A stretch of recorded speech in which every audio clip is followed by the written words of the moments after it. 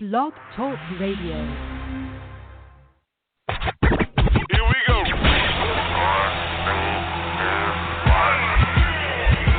Blast off.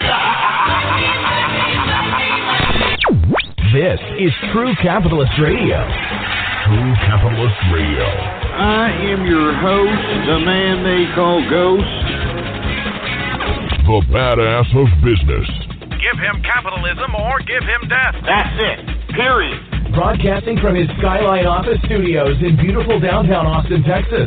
You sound fruitier than a box of Fruit Loops, for Christ's sake. And now, he'll take it from here. Your host, the prognosticator of prognosticators, the man they call Ghost.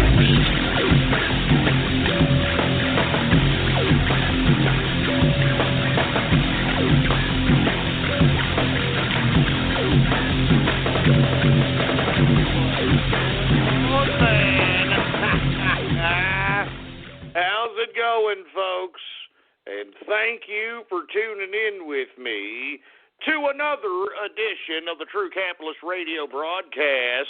And, of course, I am your host, the man they call Ghost. And once again, folks, I want to thank everybody for tuning in with me.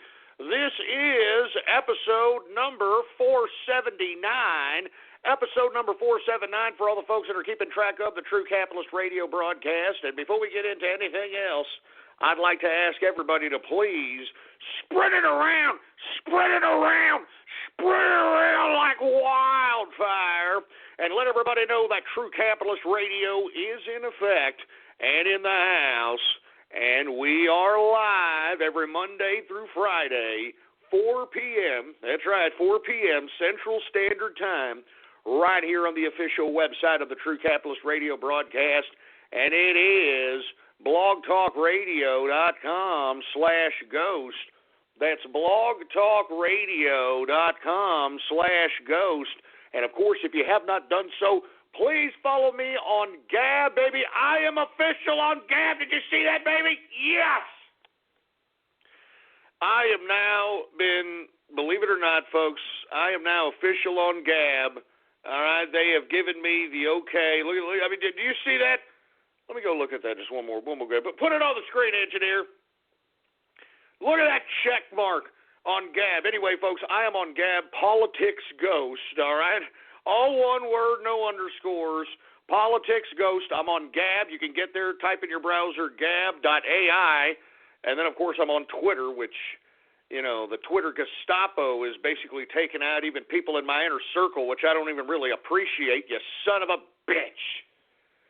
So, once again, I want to thank the folks at Gab for making it official. All right, this is the official, all right, Gab account of Ghost from True Capitalist Radio, baby. You know it and I know it.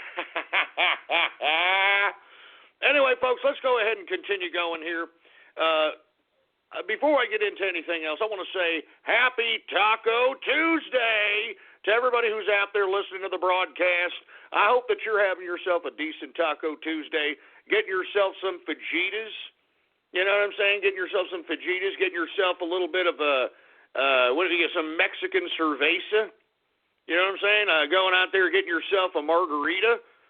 And a little tidbit, folks, believe it or not, the margarita was actually invented in San Hambonio.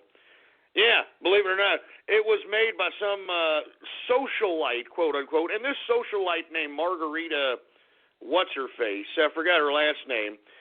She was a socialite, and she was actually partying out here in San Hambonio, and she was partying out here with all kinds of elites. From what I understand, San Hambonio used to be kind of the place to be back at the turn of the 20th century. I mean, there was gambling out here, there was prostitution, all kinds of stuff until they built their first Air Force base out here. And once government came in out here and built the first Air Force base, I believe it was called Kelly Air Force Base, if I'm not mistaken, they weeded out all that gambling, they weeded out all that prostitution. But anyway, Margarita was out here, and she was just kicking back with some of these big-time bigwigs out here. And the story goes is that she wanted a different kind of drink, So she got behind the bar, and, of course, she had her own bar. She's, doing some mixology work, and then, lo and behold, La Margarita. So anyway, happy Taco Tuesday. I don't know why I even brought that up, but hey, I've been tasting a lot of margaritas out here in San Antonio. I don't know, it's like the drink out here. And then I asked everybody, well, why the hell is it the drink out here? They're like, you didn't hear, mister? You didn't hear? You don't know? Margarita was very over here in San Antonio. I was like, what was that? Henry, if you have a homo, what the hell did you say? No, the margarita was made over here in San Antonio. Oh, well, I didn't know that. You learn something new every day, especially on a Taco Tuesday here on the True Capitalist Radio broadcast. Let's go ahead and get to the markets, folks, all right? Now, I know people are wondering what the heck is going on here. Well, folks, markets reacting to news. Remember, I always say that. Markets react to news, especially in a low-volume environment like this that we're having in the equities market. We're seeing some increases today because the President of the United States is eliminating Obama's climate rules, and he's going to expand. Once again, what did I always say, even during the campaign trail, even when I was on this broadcast, when this man, Donald Trump, was not president yet, I said that this man was going to expand America's energy production capabilities, and this was going to be, I think right now, the initial reaction to the news is positive on the market. But in my view, in the long term, depending on how the rollout is of this particular new energy production expansion, we could potentially be lowering the price of oil in the long term. Now, what that does to the petrodollar, I have no idea. So, once again, this news that the market is reacting to as it pertains to Donald Trump eliminating Obama's climate rules, I think it may be short-lived. But then again, I don't know what the hell these machines, I'm telling you, most of the people that are in the equities market right now, folks, are either machines or bigwig money managers, hedge fund managers, mutual fund managers, managers of big funds like retirement funds and this sort of thing. And this is what's making the market. So it's really their reaction as opposed to an actual independent investor market reaction. All right? Anyway, let's continue going here, all right? Let's get to the equities market because we got a lot to cover now that we've incorporated the cryptocurrencies into the financial hour. Lots of people are getting into cryptocurrencies. They're tweeting at me. They're like, Ghost, oh, my God, I'm making money over here. I didn't even know I could make money just sitting back on a computer. Yes, you can. Why do you think I'm spreading seeds out here? I'm spreading the capitalist seeds. I'm trying to create capitalists. So when you guys become millionaires, you'll be looking back on old Ghost over here like these stupid communist assholes that deserve helicopter rides, how they look on that idiot loser Karl Marx who pimped out his wife Jenny just so that he could continue to think, oh, it's communism. I have to continue to think, Jenny. Go out there and whore yourself out right now. And you know what I'm saying? Look, I don't mean to be dropping red pills on Karl Marx, but let's be honest. Take a look at Karl Marx's kids. They don't look like him, okay? I'm just saying. He's got a huge family. They don't look like him, all right? And it's widely known that Karl Marx didn't work. He was just a piece of crap that just, sat around writing garbage all day. And what did his wife had to do? She had to go out there and prostitute herself. She had to prostitute herself. I mean, speaking in the vernacular of the Taco Tuesday, she was out there selling her panocha. While Marx was over here, I don't know, thinking that I guess he had foresight or something or got lucky. I have no idea. But you wonder why the whole cuckold mentality, where it comes from, where it's derived. Take a look at Karl Marx and take a look at his family. Cuckold Marx. I'm not joking. Take a look at the man's family. Take a look at all his children when he was an old fart. Take a look at all of them. He was a cuck. I don't even want to talk about it. Not only was he a cuck, this guy allowed his wife to go out there and sell her panocha so that they could even eat, but this guy was willing to take John's kids. You know what I'm saying? Like John's, like guys that, used Jenny Marks as a, disposable sex toy. Marx took care of these children, and that's why you have this mentality in leftism, this weird family unit, because it all derives from Marx. Anyway, let me continue going here, folks, all right? I didn't mean to get off on this tirade. I'm just saying, this is why I'm planting seeds of capitalism, baby. You understand? I mean, I want people to be capitalists. I want the people that are listening to this broadcast in about 10 or 15, 20 years from now, you guys are impacting. They're talking about you in the business media. They're talking about you because you're impacting society. They're talking about you because you're the one that's out here becoming an influential player in the mechanism that creates social order. So anyway, let's continue going. Let's get to the equities markets. Once again, we're seeing some positivity in the investment community because Donald Trump is eliminating Obama's climate rules. He's going to expand oil production, and this made investors feel funny in the pants. So I guess they decided, let's go ahead and smoke some crack rock. And they're smoking crack right now because I don't understand. In the long run, folks, and we've had this discussion many times in the first hour, in the long run, opening up our oil production capabilities is going to bring down the cost of oil, and that's good for us as American consumers because we're going to see the price of energy reduce dramatically.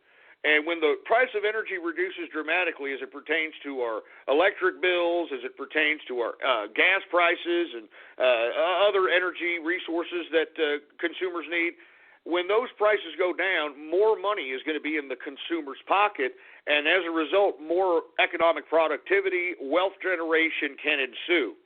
The byproduct of that is that our dollar, the United States currency, is tied to the sale of oil. Once again, let me repeat that again because I don't think people understand. Our currency is basically a paper currency. And the only reason that our currency, that piece of paper, is worth anything is because the people that trade oil in the world market, the majority of the players, even our enemies, the majority of these people in the world market trade oil using the United States currency. And because that agreement of all these oil producers exclusively using United States currency to trade oil, that's what creates the value of our dollar. That's why it's dubbed or called the petrodollar. The petrodollar. So in the long run, folks, in my view, I don't see this doing fairly well for the petrodollar. Now, this could be a plan by Mnuchin. Like we've said, folks, Mnuchin doesn't really want a high-value dollar because it doesn't behoove an economy to have a high-value dollar, especially when it's as anemic as it is currently post-Obama. You want to be able to have a low-value dollar so that the people that are holding dollars, like right now, like myself, I'm holding a lot of dollars right now, it'll encourage us to go out there and start spending in whatever capacity necessary, whether it's investing in business, whether it's buying a widget, buying an industrial product, buying a car, buying jewelry, buying stock, buying whatever. And when we have people that are actually spending the American currency, you've got the exchange of this currency exchanging hands many times within the market of the United States. And when, folks, when money circulates around a given market, man, that's when people can generate wealth. Let me give you a case in point, okay? Let's say you're in a swap meet or flea market or a farmer's market or one of those markets where you got independent folk. They're coming in. They're, setting up shop for a limited amount of time. Typically it's like a day or two off a weekend or something of that capacity. They set up shop there. Well, because you've got a lot of folks setting up shop, you're going to have consumers going to that particular market to see if they want to spend money. And let's say there's a lot of goods that everybody wants that's at a good price, and the consumers within that given market, whatever it was, swap meet, flea market, farmer's market, let's say everybody's spending money. Well, as a result, because people are spending money at the vendors at the market that we're talking about, independent folk can go in there and actually start generating a small income by doing one of two things. I mean, this is literally what people do, for a living. I've seen it on many different news segments. I've seen it on. I've read it on different pieces. What they do is because those folks at the market, because the folks at the market are selling product, independent individuals who have product that need to unload it and unload it fast for a cash price can go talk to a vendor that's in the market right there and then and say, hey, look, I see that you're selling this and this. I happen to have a little bit of this and this in my car. Are you interested, or, would you be interested in buying it? And because the vendor is selling his ass off in the market, and because he's gotten a whole new generated sum of revenue in his pocket that he didn't have before opening up shop, it gives him the reason and the economic viability for him to see or potentially purchase whatever that person is coming in from the outside is offering him, so that they can buy that, the vendor can buy that, and then resell it in the market instantaneous. And what happens? All of a sudden, there is revenue-generating possibilities. Now, that's a very micro scale. But if you put that on a macro scale, that's what I'm talking about. I mean, when money's circulating, there's opportunities for wealth generation. There's opportunities to be able to grab some of that money that's circulating around the market. That's why we have to have people spending money, and not just spending money recklessly, spending money appropriately to guide our economy into a more productive direction. I mean, it's not as if people weren't spending money in the Obama administration. Hell, we were giving them taxpayer money. I mean, people were blowing money. I mean, Obama's administration will be the era in which people decided that they were going to be fat pieces of garbage losers. And I'm not talking to everybody, but I saw this happen before my very eyes. There was about I think maybe two people that I had employed, and they decided that they were going to take the Obama route, and it was very easy for them to do so. And they decided, hey, I used to work hard. I used to do this. I used to do that. Now all I'm going to do is just kick back and collect all the entitlements that are available for me from Obama. Well, these people, they were just spending recklessly. And the only people that were able to generate revenue in the Obama administration is what? The Walmarts, the Targets, the supermarkets. Why? Because these supermarkets knew that they were going to be able to make revenue at the beginning of the month because Obama was dispensing those checks. And then when Obama was dispensing those checks, these supermarket vendors, these people that are the Krogers, the Albertsons, the H-E-Bs, the Targets, the Walmarts, these people would purposely, and I don't blame them. I used to see it all the time during the Obama administration. At the beginning of the month, they would raise the price of every goddamn thing because they knew that the people from the Obama handout, welfare, food stamp session would just go in and just start grabbing garbage and throwing it in their basket, not even giving a crap about the price because it's not their money anyway.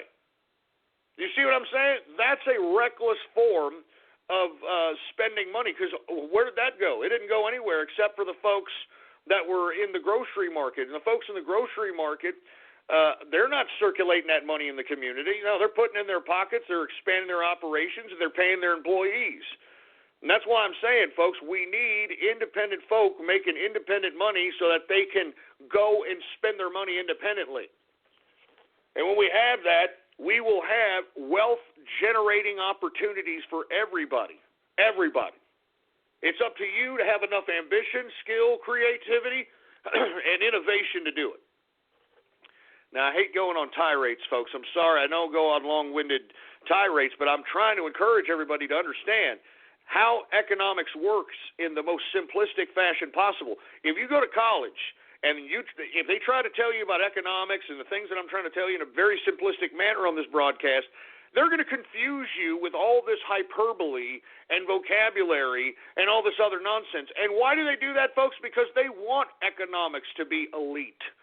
They want the idea of finance to be one that only a very few can understand. When it's very easy to understand if you just take away the hyperbole and just look at the object orientation of the actual reality of the matter.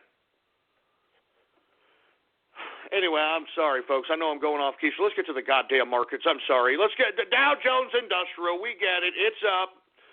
Donald Trump said that he's eliminating Obama's climate rules, so the investors are feeling funny in the pants. The Dow Jones Industrials is up 150.52 points, a percentage increase of 0.73%, closing out the Dow Jones Industrial at 20,701.50 points for the Dow Jones Industrial. We've got the S&P 500. It was also up today, 16.98 points, a percentage increase of 0.73%, closing out the S&P at 2,358.57 points for the S&P 500. We got the NASDAQ. The NASDAQ is also up. It was up, yes, it's been up. I mean, these people in the NASDAQ, you're talking about crack smoking. Whatever they're smoking in the NASDAQ index, I mean, I don't want none of it, man, because these people, I don't know what their problem is in the NASDAQ. It reminds me of the 90s, folks. I said this yesterday. It looks like 1998, 99 all over again. And I hate to sound like a bear investor, you know that? Because I used to be a bullish investor, and now I'm an old man now, and now I realize, you know what, the old men were right. You know, you got to stick to the fundamentals, bud. You got to stick to the fundamentals. I get it now. Believe me, I get it. I'm sorry for all the bear investors I ever trashed. I'm sorry. All right? Anyway, NASDAQ is up 34.77 points, a percentage increase of 0.60%, closing out the NASDAQ at 5,875.14 points for the NASDAQ composite. Once again, increased equities markets on news. Remember, I always said news makes money, especially in the equities markets. Always remember that.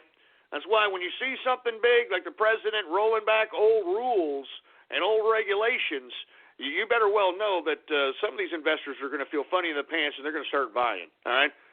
And especially in this low-volume environment right now, there's still plays to be made if you can calculate your plays based upon these movements of news or of revenues. You know, if some earnings calls of companies, especially big companies, happen to give better than expected earnings, that also gives investors funny in the pants feelings. And there's a bunch of plays that, you know, kind of generates a momentum in the market, and those are the kinds of things as an investor you want to be looking out for so you can capitalize on. Let's go ahead and get to commodities, shall we? And this is a sector in energy. Energy obviously took a little bit of an increase because, once again, our president is opening up energy production capabilities of the United States, and the initial reaction of the investors is funny in the pants. So let's get to the energy sector. We've got WTI sweet crude up today, 71 cents. All right, a percentage increase of 1.49%. Not too bad. Still under $50, though. WTI sweet crude closes out at $48.44 per barrel of WTI sweet crude. Brent crude also on the positive side today. It is up 63 cents, a percentage decrease of 1.24% increase on the day for Brent crude, closing out today at $51.38 per barrel of per barrel of Brent crude. $51.38 Brent crude oil. Gasoline also took a little bit of a spike today. It was up 0.75%.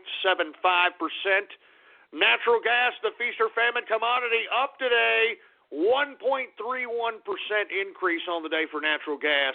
I'm looking at that natural gas price. I don't think that these increases are going to come too much longer, in my view. I'm still trying to gauge this particular commodity. That's why I call it the feast or famine commodity. I mean, I've seen it drop 10% in one day. I've seen it go up 12% in one day.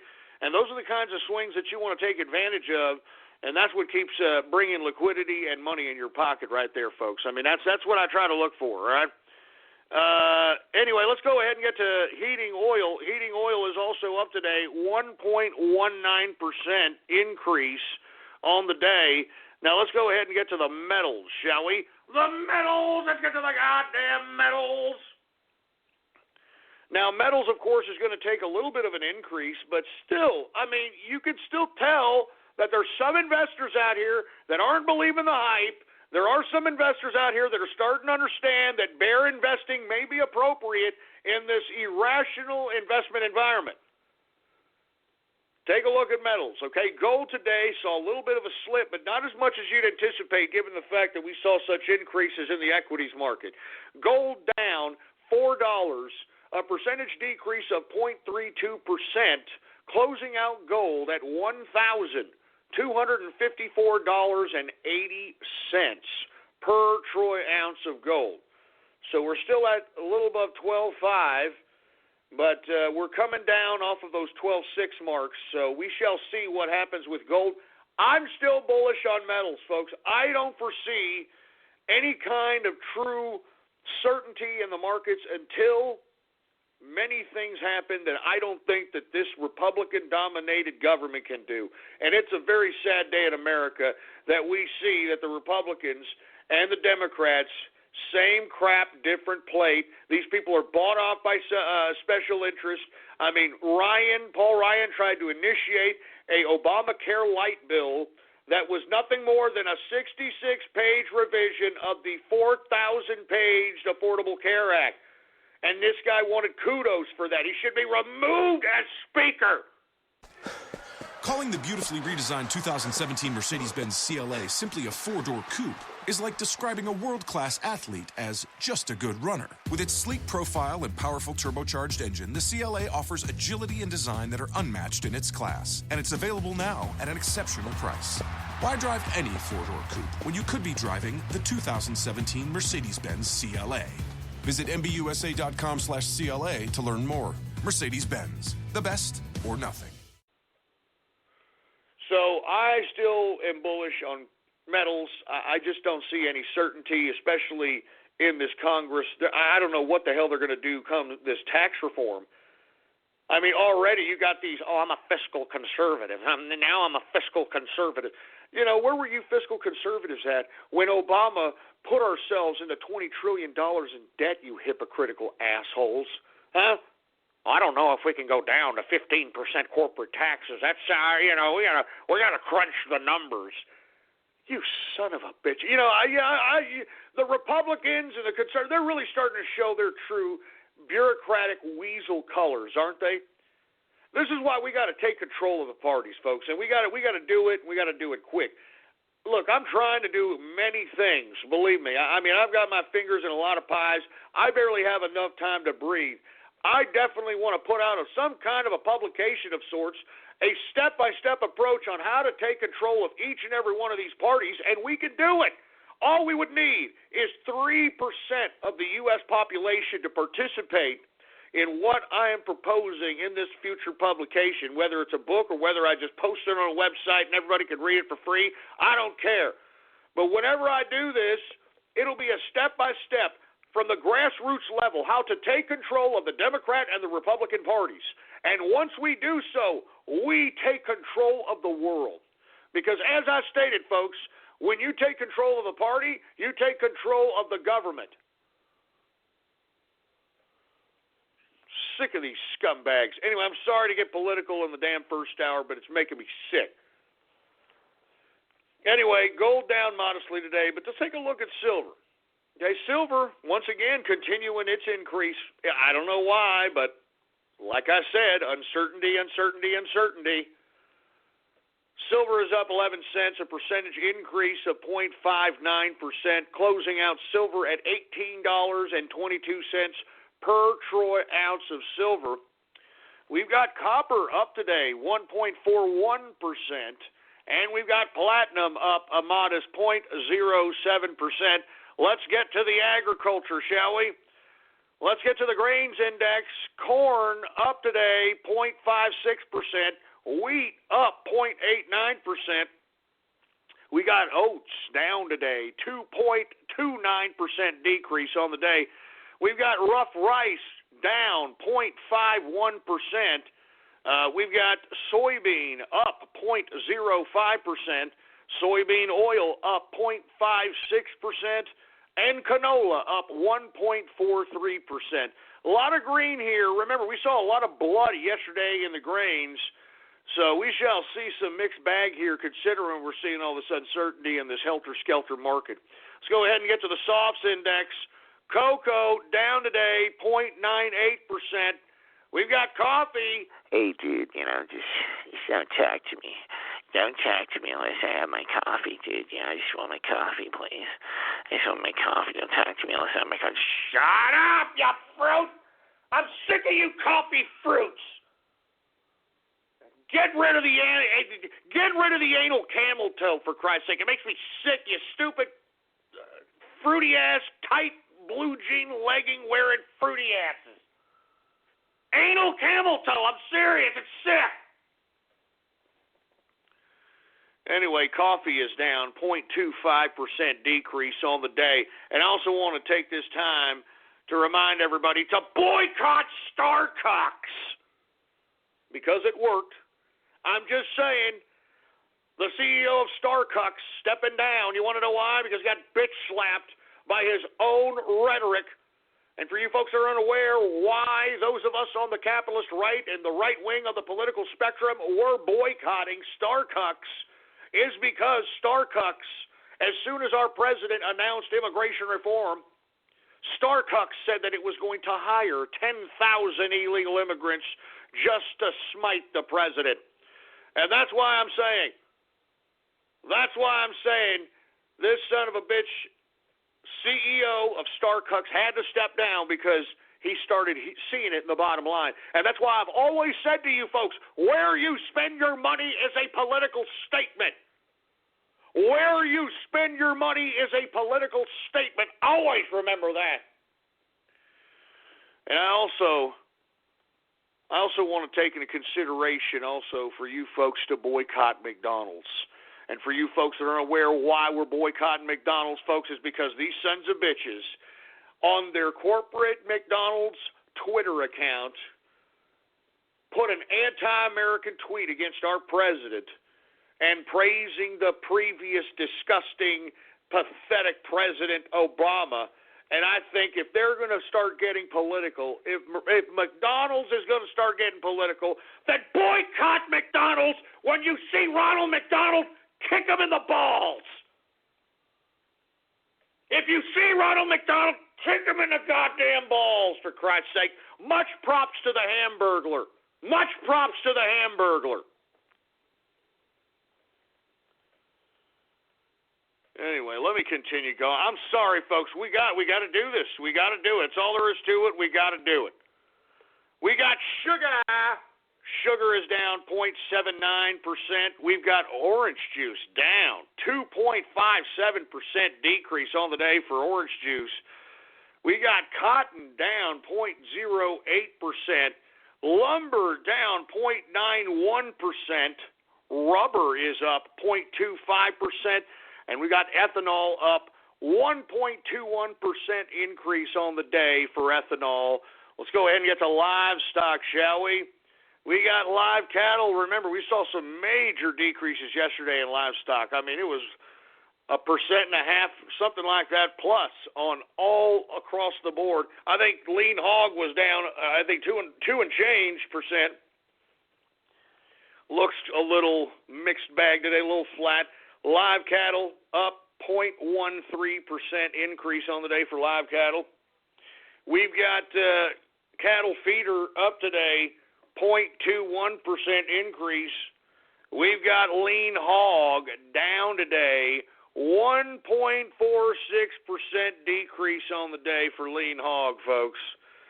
Now that we've gotten the markets out of the way, let's get to the cryptocurrency portion of the financial hour. Now, I know everybody out there is now starting to realize that there is real money in cryptocurrency, There's a lot of money, legitimate money, and I hope that you folks are heeding my call here.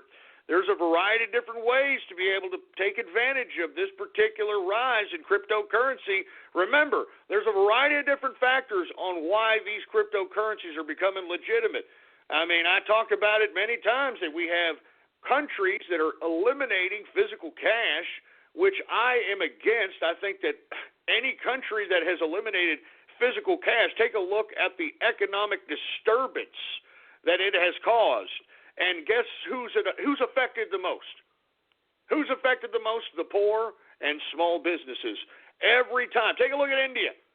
The people that were affected the most when India outlawed physical, tangible cash was the poor and the small businesses. So that's why I'm trying to promote these cryptocurrencies because, man, look at Venezuela. Did you hear in Venezuela? I mean, and we've all talked about Venezuela, folks, food fascism. They're starving to death. They've eaten all their dogs and cats. They've eaten all the animals in the jungle, so on and so forth. You know what, folks? They are trading rare pepes. Rare pepes. Rare pepes? I'm talking about the meme. I'm talking about the frog pepe. I mean, in Venezuela, folks, I'm not joking. They are trading rare pepes as currency. Oh, my God. That's all I'm saying. I think everybody should consider looking into cryptocurrency. Now, whether you want to mine them, for you folks, once again, that don't understand mining, I have to keep repeating this because it's a very complicated situation as it pertains to cryptocurrency. I mean, it's not very, very mainstream outside of Bitcoin, and Bitcoin is still trying to penetrate the market of actual legitimate exchange of goods and services. I mean, there are some individual businesses that do accept Bitcoin as a means of payment, and that is also turning Bitcoin and other cryptocurrencies in legitimate forms of payment. But you can mine each and every one of these cryptocurrencies that I am about to mention. And what does that mean? That means this, all right? Listen to me. I'm going to say it in a nutshell, but you have to do the research. I got a lot of people tweeting at me saying, I don't get it. I mean, how am I supposed to mine? I don't get this. Can you help me? If I helped you and helped everybody else, this wouldn't be capitalism. Do you understand? I'm leading the horse to water. You're going to have to learn how to drink, all right? Now, every one of these currencies I'm about to cover here are mineable, which means that if you hear a currency that I am mentioning in the cryptocurrency portion of the first hour, you need to do your research on that cryptocurrency. And what you do is you utilize hardware on your computer. Now, in some instances, there are some software that you'll be able to find that will allow you to use your CPU as a means of mining cryptocurrency. But it's not necessarily that effective.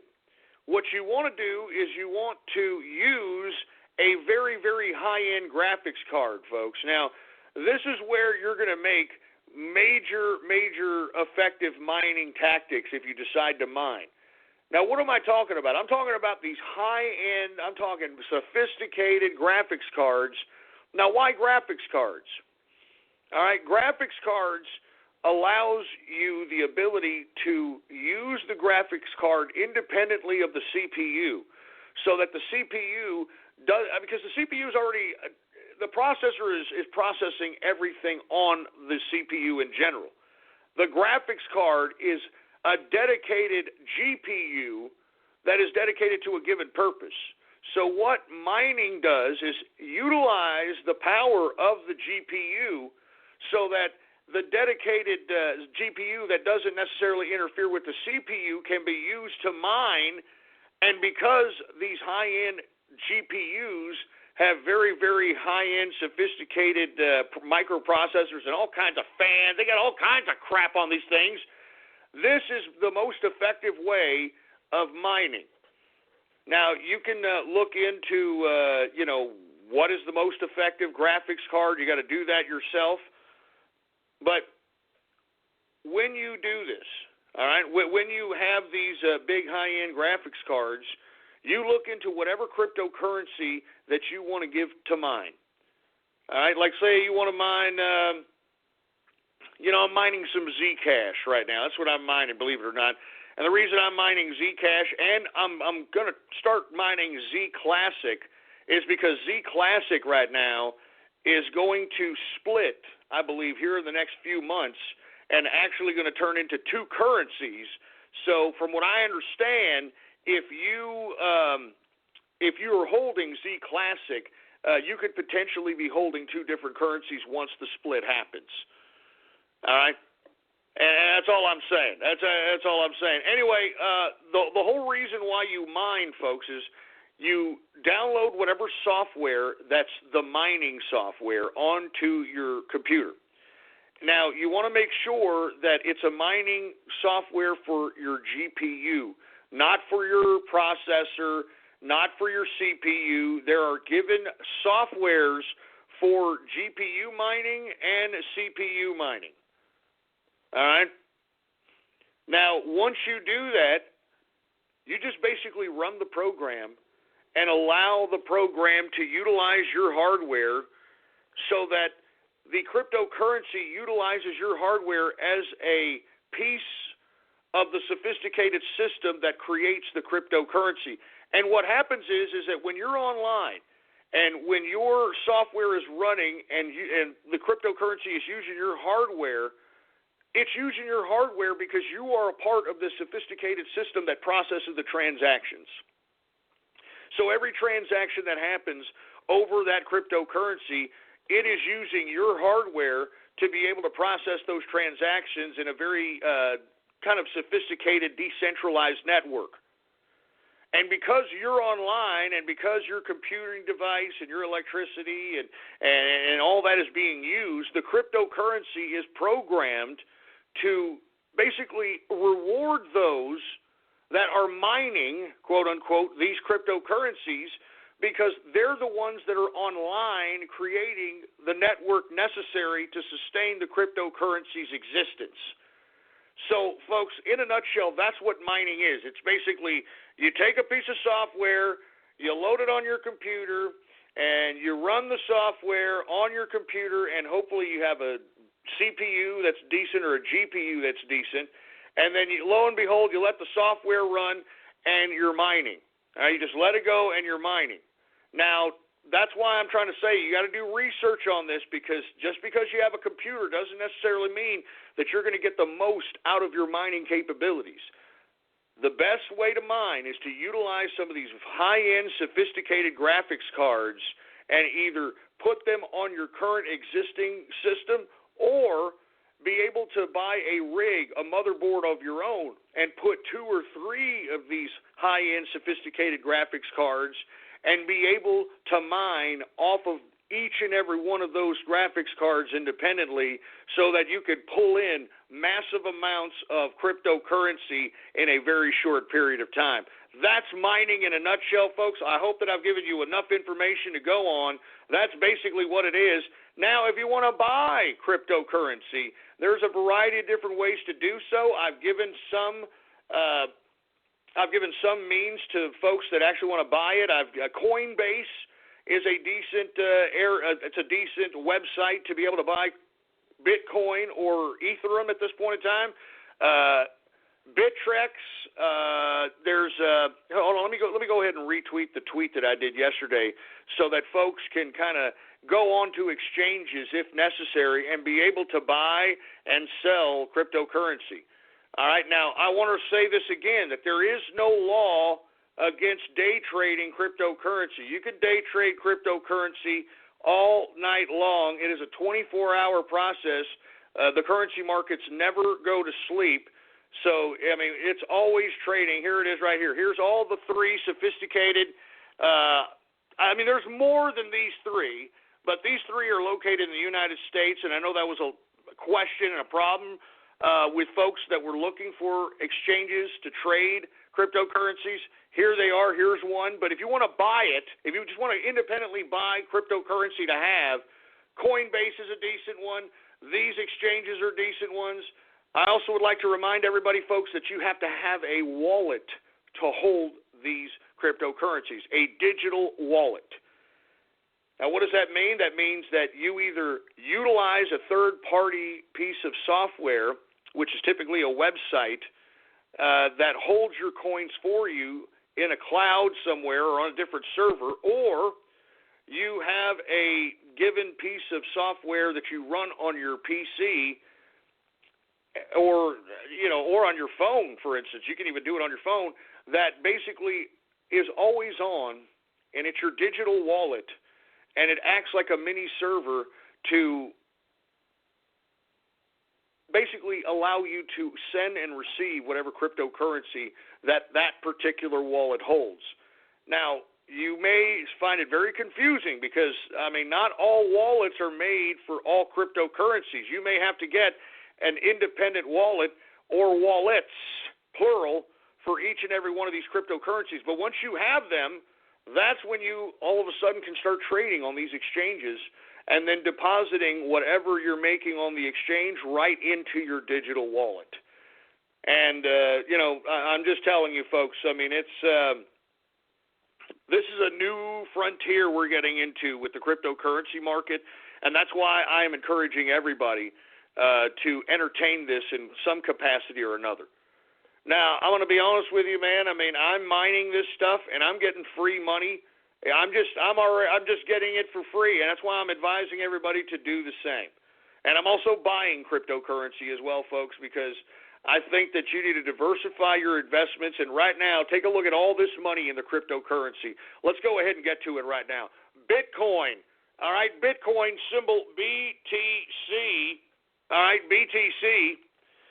The current market capitalization for Bitcoin is $16.8 billion market cap. The current circulating supply of Bitcoin is 16,242,262 Bitcoin in circulation. In the past 24 hours, it has gone up 0.56%, not 56%, 0.56% increase in the past 24 hours for Bitcoin. Current price to Bitcoin is $1,036.02. $1,036.02 per Bitcoin. That's pretty goddamn high. But you know what, folks? I'm not too sure about Bitcoin and some of these speculations that Bitcoin could be $2,000 or $3,000. I'm not too sure about that. I'm going to be honest with you. There are other cryptocurrencies that are developed that are a lot better and a lot more secure. I wouldn't say secure, but a lot more anonymous. A lot more anonymous than Bitcoin. And I think that those are going to be more favorable once cryptocurrencies start really taking foot on major markets across the globe. Let's get to Ethereum, folks. Ethereum, and this is the one that's up and coming. That's why, where you can buy Bitcoin, you could probably buy Ethereum. Ethereum is the up-and-coming cryptocurrency, supposedly. There's a lot of money backing it up. Let's go ahead and get to the market capitalization for Ethereum. It is at $4.5 billion, almost $4.6 billion market capitalization. Current circulating supply is 90,192,970 Ethereum cryptocurrency in circulation. And I almost forgot, the symbol for Ethereum is ETH. ETH is the symbol. In the past 24 hours, Ethereum has gone up 1.09%. All right. Current price of Ethereum, once again, ETH, current price $50.80 per Ethereum cryptocurrency. Let's go ahead and get to Dashcoin. Dashcoin, symbol DASH. Current market capitalization for Dashcoin is $628 million. That ain't too bad. It's a little on the low side.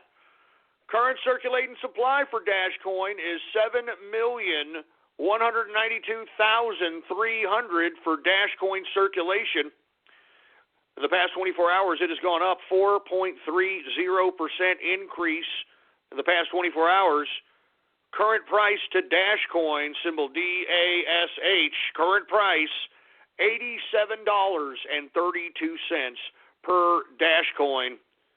We've got Monero symbol XMR. Current market capitalization is $282 million market capitalization. Current circulation of Monero is 14,196,437 Monero in circulation. The current in the past 24 hours, it has gone up 6.42% increase. Current price for Monero, once again, symbol XMR. Current price, $19.88 per Monero. Let's go ahead and get to Litecoin, shall we? Litecoin, symbol LTC.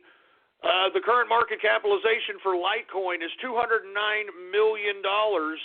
The current circulating supply is 50,387,282 Litecoin in circulation.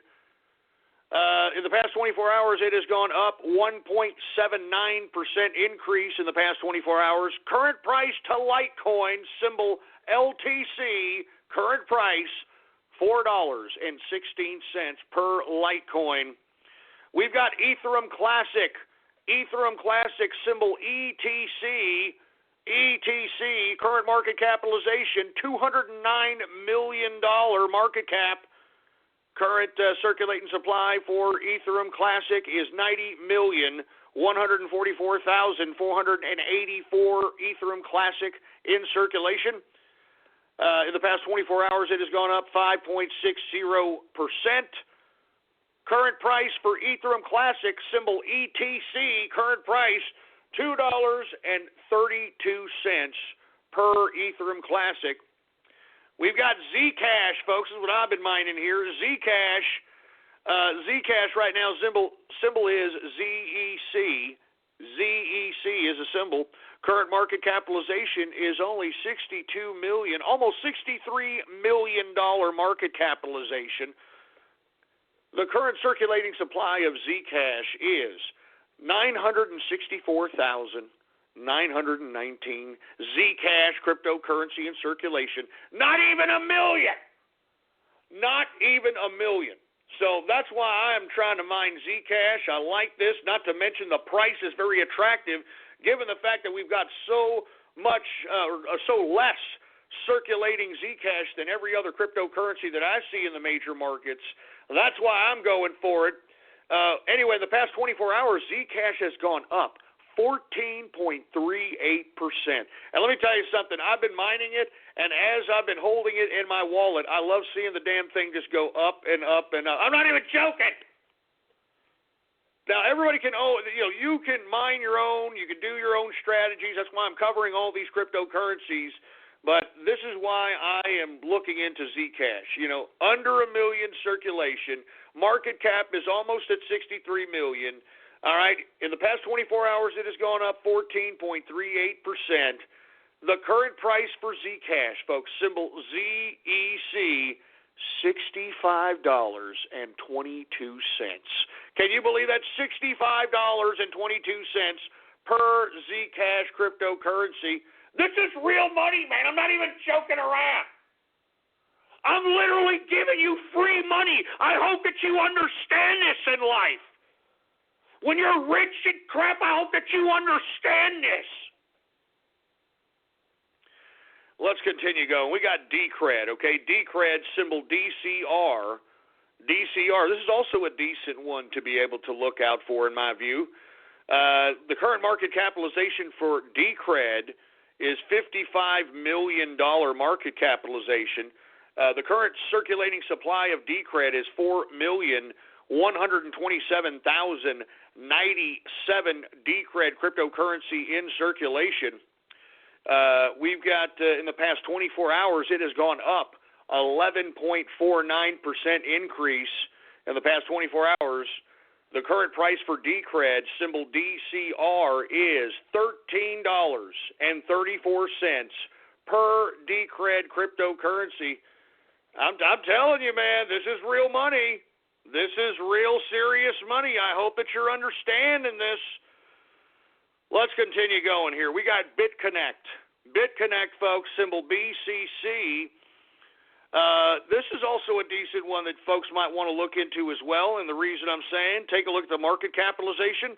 Current market cap is a little over $19 million. $19 million market capitalization. Current circulating supply is 5,740,166 BitConnect in circulation. In the past 24 hours, BitConnect has gone up 4.52% increase in the past 24-hour period. Closing, or the current price, I should say, for BitConnect, symbol BCC, current price $3.31 per BitConnect cryptocurrency. Let's go to Bitcoin Dark, folks. Man, we saw that go up, was it 225% or some crap yesterday? You know it's going to come down, and it did. Bitcoin Dark, symbol BTCD, symbol BTCD, Bitcoin Dark. The current market capitalization for Bitcoin Dark is $15,501 market cap. The current circulating supply of Bitcoin Dark is 1,288,862 Bitcoin Dark in circulation. In the past 24 hours, it has gone down 29.58%. Now, remember, folks, yesterday it was up 225%. So you knew it was going to slide here the next day. Once again, it is down 29.58% decrease. Current price for Bitcoin Dark, symbol BTCD, current price $12.03 per Bitcoin Dark cryptocurrency. Let's continue going. Let's get to Z-Coin, folks. Z-Coin, this is another one that's low circulation, low market cap, very attractive in my view. Let's go ahead and get to it. Z-Coin, symbol XZC. XZC. Current market capitalization for Z-Coin is $8 million market capitalization, folks, $8 million. Current circulating supply for Z-Coin is 1,742,979 Z-Coin in circulation.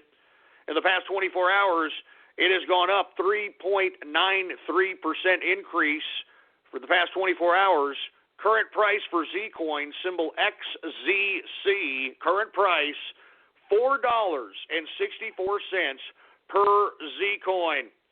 And last but not least, folks, and we're going to go ahead and close out the cryptocurrency markets. Nova Coin, symbol NVC, folks, NVC.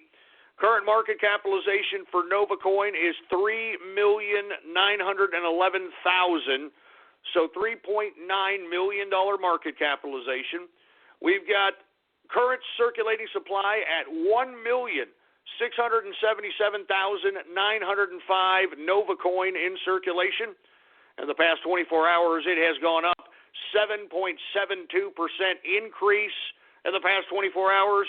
Current price to Nova Coin, symbol NVC, current price $2.33 per Nova Coin. And before I move on, let me go ahead and get to Z Classic, because I'm going to start getting into mining Z Classic, folks. Once again, Z Classic is expected to split here in the next few months, and it's actually going to turn into two cryptocurrencies. So I am anticipating that if you hold Z Classic and it splits, that you'll actually be possessing two currencies, if I'm not mistaken. And not to mention, this is the Z Classic, the same folks that developed Zcash are the ones who developed Z Classic. So once again, one to look into. I'm going to currently look into it. Low market cap, low circulation. You've got impending news that it's going to split, so I like this one as well. Let's go ahead and get to Z Classic, symbol ZCL. Symbol ZCL. We've got the current market capitalization for Z Classic at 1.6, let's just say 1.7 million. 1.7 million market capitalization, so low market capitalization. We take a look at the circulating supply. 829,000 213. So under a million in circulation. In the past 24 hours, it has gone up $4.85. Excuse me, $4.85%. Jesus Christ. It has gone up 4.85%. Current price for Z Classic, current price for Z Classic, symbol ZCL, $2.03. $2.03 per Z Classic coin. So I like the price, I like the market cap, and I like the circulating supply right now in Z Classic. I'm a bull on Z Classic and on Zcash right now. Decred as well. I like Decred. Bitcoin Dark, BitConnect. I'm trying to look for the ones that have low market cap, low circulation, so that you can get the most for your money. Now, from what I understand, I want to say what's up to the folks that are in the Inner Circle chat. How you doing, man? Long time no see. I know I've been gone for a while. I've been digging dirt on these damn politicians out here. But the Monero, according to someone in the Inner Circle chat, the Monero symbol XMR is actually mineable with a CPU. So that is also something to look into, folks. Anyway, folks, that, my friends, is the markets for your ass. Calling the 2017 Mercedes-Benz GLA simply a compact SUV is like describing a cathedral as just 4 walls and a ceiling. The GLA is both a beautiful work of design and one of the most functional SUVs in its class, and it's available at an exceptional price. Why drive any compact SUV when you could be driving the 2017 Mercedes-Benz GLA?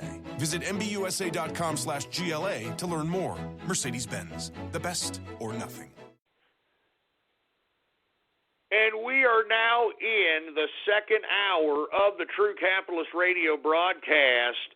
And, of course, I am your host, the man they call Ghost. And once again, folks, I want to thank everybody for tuning in with me. Before we move on to anything else, I'd like everybody to please spread it around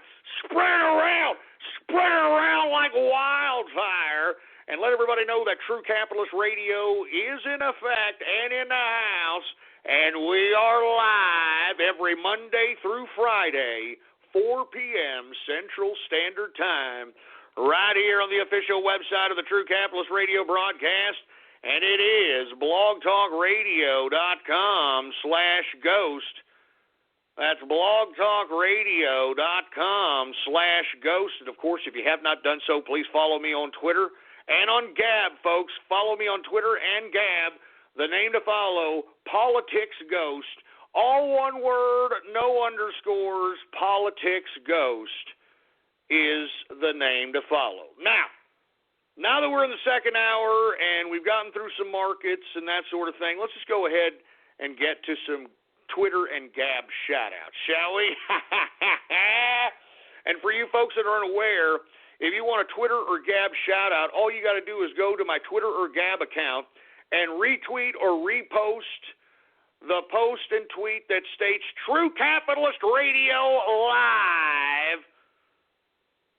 The first one that says True Capitalist Radio Live. If you retweet or repost those posts or tweets, I'll give you a Twitter shout-out live right here on the broadcast, right here and now. Hey, engineer, do we got any goddamn Twitter or Gab shout-outs to be had out here? All right, well, let's go ahead and get to some Twitter and Gab shout-outs right now. Anyway, what's going on to the Green Leader? What's going on to OG Toru, Lego fan in the house? Who else we got? The Crack Rabbit. No, that's fresh. We got the Happy Mask Merchant in the house.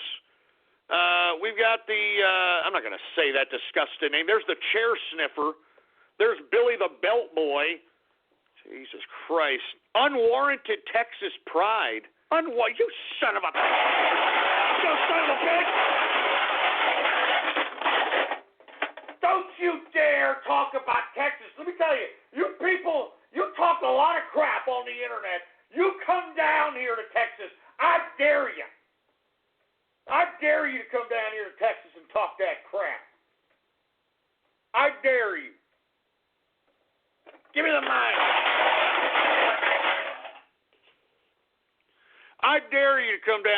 Texas and talk that crap, boy. Jesus Christ. We got the blasphemous bastard in the house. What's going on? Jesus Christ. Who else do we have here? Once again, retweet the first tweet on my Twitter account. And the tweet to retweet is True Capitalist Radio Live. We've got Lord Vulcan in the house. Xbox is real work. What's going on? We got sell water bottle merch. Shut up, you moron. We've got, I'm not going to say that, Ed Plus in the house. We got Mad Max in the place. We've got Metroid Junkie, Mick Citation Needed. I don't know what the hell that's supposed to mean, for Christ's sake. Debbie does North Queensland. Oh, come on, man. For you folks that don't know, folks in North Queensland out there in Australia are suffering through a horrific hurricane out there. Stay safe to all my Australian mates out there. I know we have a lot of listeners out there in Australia. So stay safe, mates. We got Supa in the house. My bad, Supa. We've got the 6th Street Brawler. The 6th Street Brawler, really? I mean, you're proud of that? You're proud of being a 6th Street Brawler? You're proud of this? Jesus Christ. Who else do we have here? Once again, retweet the tweet that states True Capitalist Radio Live. And I'll give you a shout-out right here now. We got Sergeant Yoda. We've got AA meeting at 7. You son of a bitch. Damn it. Stop trying to get me to drink. Stop trying to get me to drink, man. I'm serious. Listen, man, look, stop. I'm trying not to drink. I'm making a genuine, concerted effort to stop drinking. I'm trying to clean myself out here, and look at you people. I mean, give me the mic. Let me ask you something. If your dish rag whore of a mother was trying to stop drinking, would you be doing this to her too, huh? Would you be holding a bottle of hooch in front of her face saying, "Hey, man, look at this, man. Hey, you want some of this? You know you want a little bit of cheap-ass bottle of hooch, man."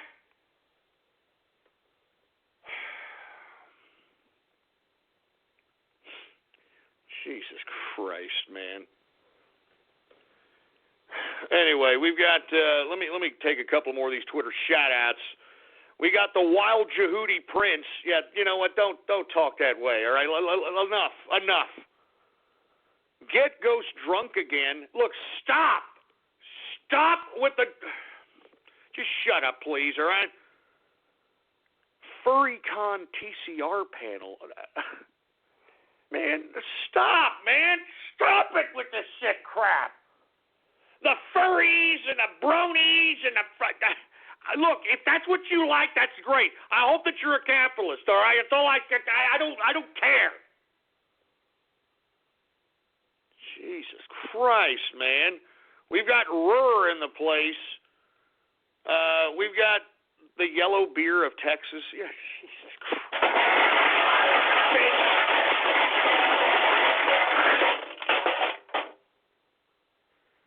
Man, you guys are just not going to give this up. Do y'all want me to start drinking again? Is that it, huh? Look, my health is in jeopardy. Look, I'm not trying to make you idiots feel sorry for me, all right? My health is in jeopardy, all right? Jesus Christ. And you know, these are the kind of fans I got out here. They want me dead. It's pretty, Jesus Christ, man. Yeah, these kinds of fans I got out here, they want me dead. Look at sell water filter merch. You know, no. I'm not acting like that asshole, all right? Please, all right? My filters, my water filters, my filters. No. The Arabian Snake. Caleb Capitalist, Dr. Bristle, Everclear Second Harvest. Can you all please stop, all right? Can you please stop? We've got Christian in the house. We got Hopscotch. We've got Just One Drink Ghost. Please stop, man. Seriously, I'm really having a hard time stopping drinking here. You guys are going to make me start drinking. And, you know, if something happens to me, if I die, you people ain't going to care. But I hope that if something happens to me, I hope that it's on your conscience. We've got alcoholism is real work. Oh, yeah, you fucking shit.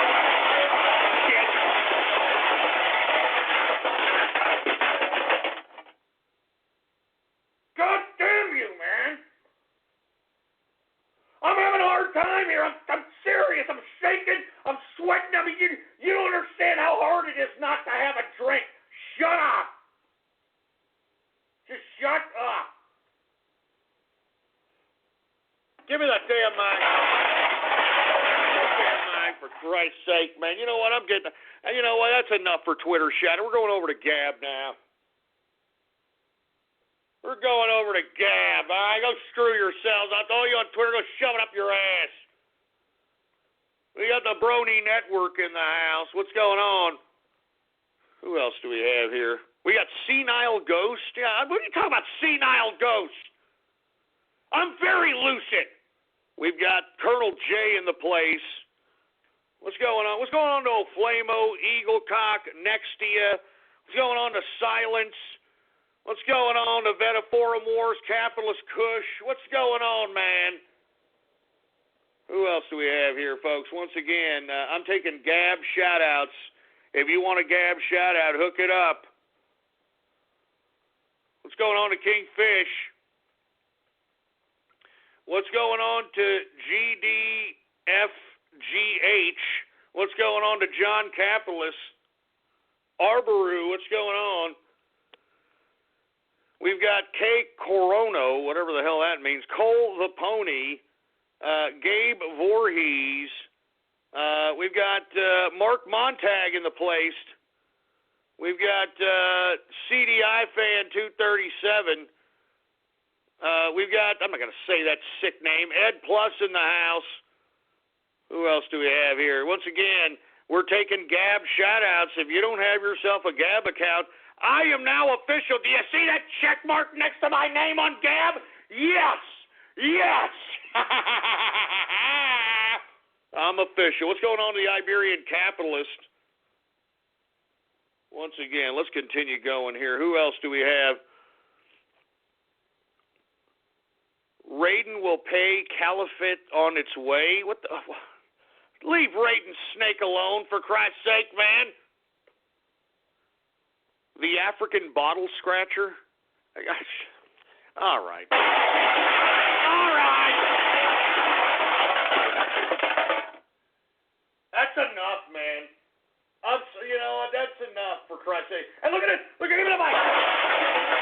Look at this name. Mining Whiskey Coin for Ghost. Mining Whiskey. Oh, man, look, you're gonna make me drink, and if I drink, I'm gonna hurt myself. All right, because I mean, I should not be drinking. I gotta clean out a little bit, man. I gotta clean out a little bit, man. You know what? I'm done. You know what? I'm so done with the shout-outs and all this crap. You people are wanting me to drink again. You guys are, look at it, Raiden the Squeaker.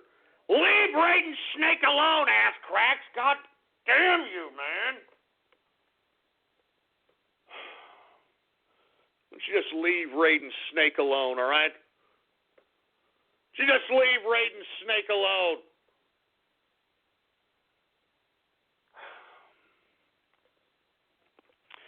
Anyway, now that we've gotten all that ridiculousness out of the way, folks, let's go ahead and get into the crux of the matter here on a Taco Tuesday, all right? Now, folks, I'm not sure if you're up to date with what's about to happen here.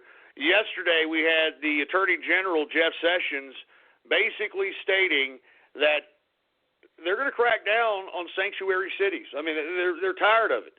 I mean, it's time to obey the law. Obama and the Democrats are no longer in power. We're trying to make America great again, and it's time to start cutting the funding on these goddamn sanctuary cities. Now, with that being said, you've got these liberal virtue signaling pieces of treasonous trash, which I was discussing yesterday in New York City, in Los Angeles, and Chicago. They are vowing to defy the Attorney General. They are defying the President of the United States, and they are allowing illegal immigrants to come into their city to be safe passages. I mean, be safe havens, I should say, for immigrants. Once again, the cities are New York City, Los Angeles, Chicago. Notice the big, huge metropolis trend given these defiant cities that want to defy the federal government. Now, I said this yesterday, and I'm going to say it one more again today. Don't you find it ironic, folks, that the people that are in defiance of this immigration situation are the same liberals that were out here touting civil rights, that were touting hate crime bills, that were touting all these federal laws that have been enacted because of the leftists coming out and trying to say that federal law supersedes states and municipal law. Now you've got New York City, Los Angeles, and Chicago wanting to defy the federal government. Now, if they're going to do that, then what direction in which the liberals, in which direction are you going to pull the tide? Are you for the federal government protecting folks like transgenders, like gays, like blacks with hate crime bills, civil rights acts, and things to that capacity that is enforced by the federal government on the states and the municipalities? Or do you want to nullify the hate crime bills, and do you want to nullify the civil rights bills because now you are in favor of states and municipal rights? I mean, that's what these actions, these defiant actions in New York City and Los Angeles and Chicago signify. They signify that now liberals no longer believe that the federal government should enact hate crime bills and civil rights acts that should be enforced upon municipalities and states. Now, all of a sudden, the liberals have flipped their coin politically. And I think this is very dangerous for those that are protected by hate crime bills and civil rights acts. I think that black folk, I think that LGBTQ, regardless of your political persuasion, really need to look at this from a legal perspective. If, for whatever reason, these leftists, that the blacks and the LGBTQ have followed undoubtedly, I mean, you folks have followed the Democrats and the leftists without question. Now they're putting your federal bills that protect you on a national scale in jeopardy because they want to defy the federal government on people that are not even from the country. These people aren't even Americans. I mean, do you understand that, black folk and LGBTQ? You folks are American people, all right? And what New York City and Los Angeles and Chicago are doing, they are superseding your rights as Americans so that they can protect the rights of people that are in this country illegally. And as far as I'm concerned, folks, I think that this shouldn't even be a left or right issue as it pertains to the defiance of New York City, Los Angeles, and Chicago. I think that both Democrats, Republicans, left and right, we need to realize that we're either going to do one of two things. We're either going to say, okay, now that this precedent has been set forth by these cities that they no longer want to have federal jurisdiction in their municipality, then we are lifting, some of these federal bills that were enabled and enacted to protect minorities, gays, and other subjugated groups alike. Or we do the other thing, because I don't want to take rights away from black folk and gays and that sort of thing. I think that we all need to be protected, and I agree to that. I mean, I think there's some areas of the country that just don't like blacks, don't like gays, and it's unfortunate. But that's why we have federal law, so that they can't go and just do some ridiculous hate crime and put goddamn burning crosses in their goddamn front lawn and that sort of thing. But, folks, either we acknowledge that, okay, since these people want to disregard federal law and defy the federal government, let's go ahead and tear up the Civil Rights Act. Let's go ahead and tear up the hate crime bills. Let's tear up all these federal bills that protect folks on a federal level, since now leftists, who basically were the ones that pushed the civil rights and hate crime bill and so on and so forth, now they feel that illegal immigrants are more important now than black folks and LGBTQ. All right? I mean, I'm serious. Do you understand that, right? Black folk, LGBTQ.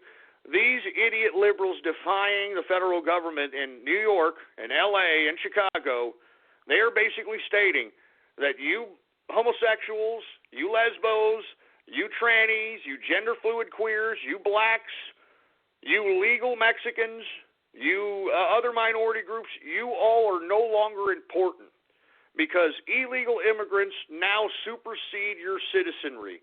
That's what these actions state by New York City, L.A., and Chicago. These municipalities have declared that they are now their own nation state by stating that illegal immigrants supersede the rights of American citizenry. Now, I don't want, as I stated, the Civil Rights Act and the hate crime bills to go away. So what is the next alternative? Well, why don't we get the federal government to go in there and start arresting the city council, start arresting these defiant politicians, and we try them in federal court. And this is absolutely justified in my personal opinion, all right? I mean, they are breaking federal law, and they are defying the federal government. And by defying the federal government, they are putting American citizens at risk of not being protected by federal law by having the municipalities of New York, Los Angeles, and Chicago defy the federal government. And they're defying the federal government based on a very stupid premise, folks. I mean, these people are illegal. The people that are in these sanctuary cities are there illegally. You could not do this in any other country. Do you understand that? I mean, I said this yesterday. Go out there, social justice warriors. Go out there to Mexico.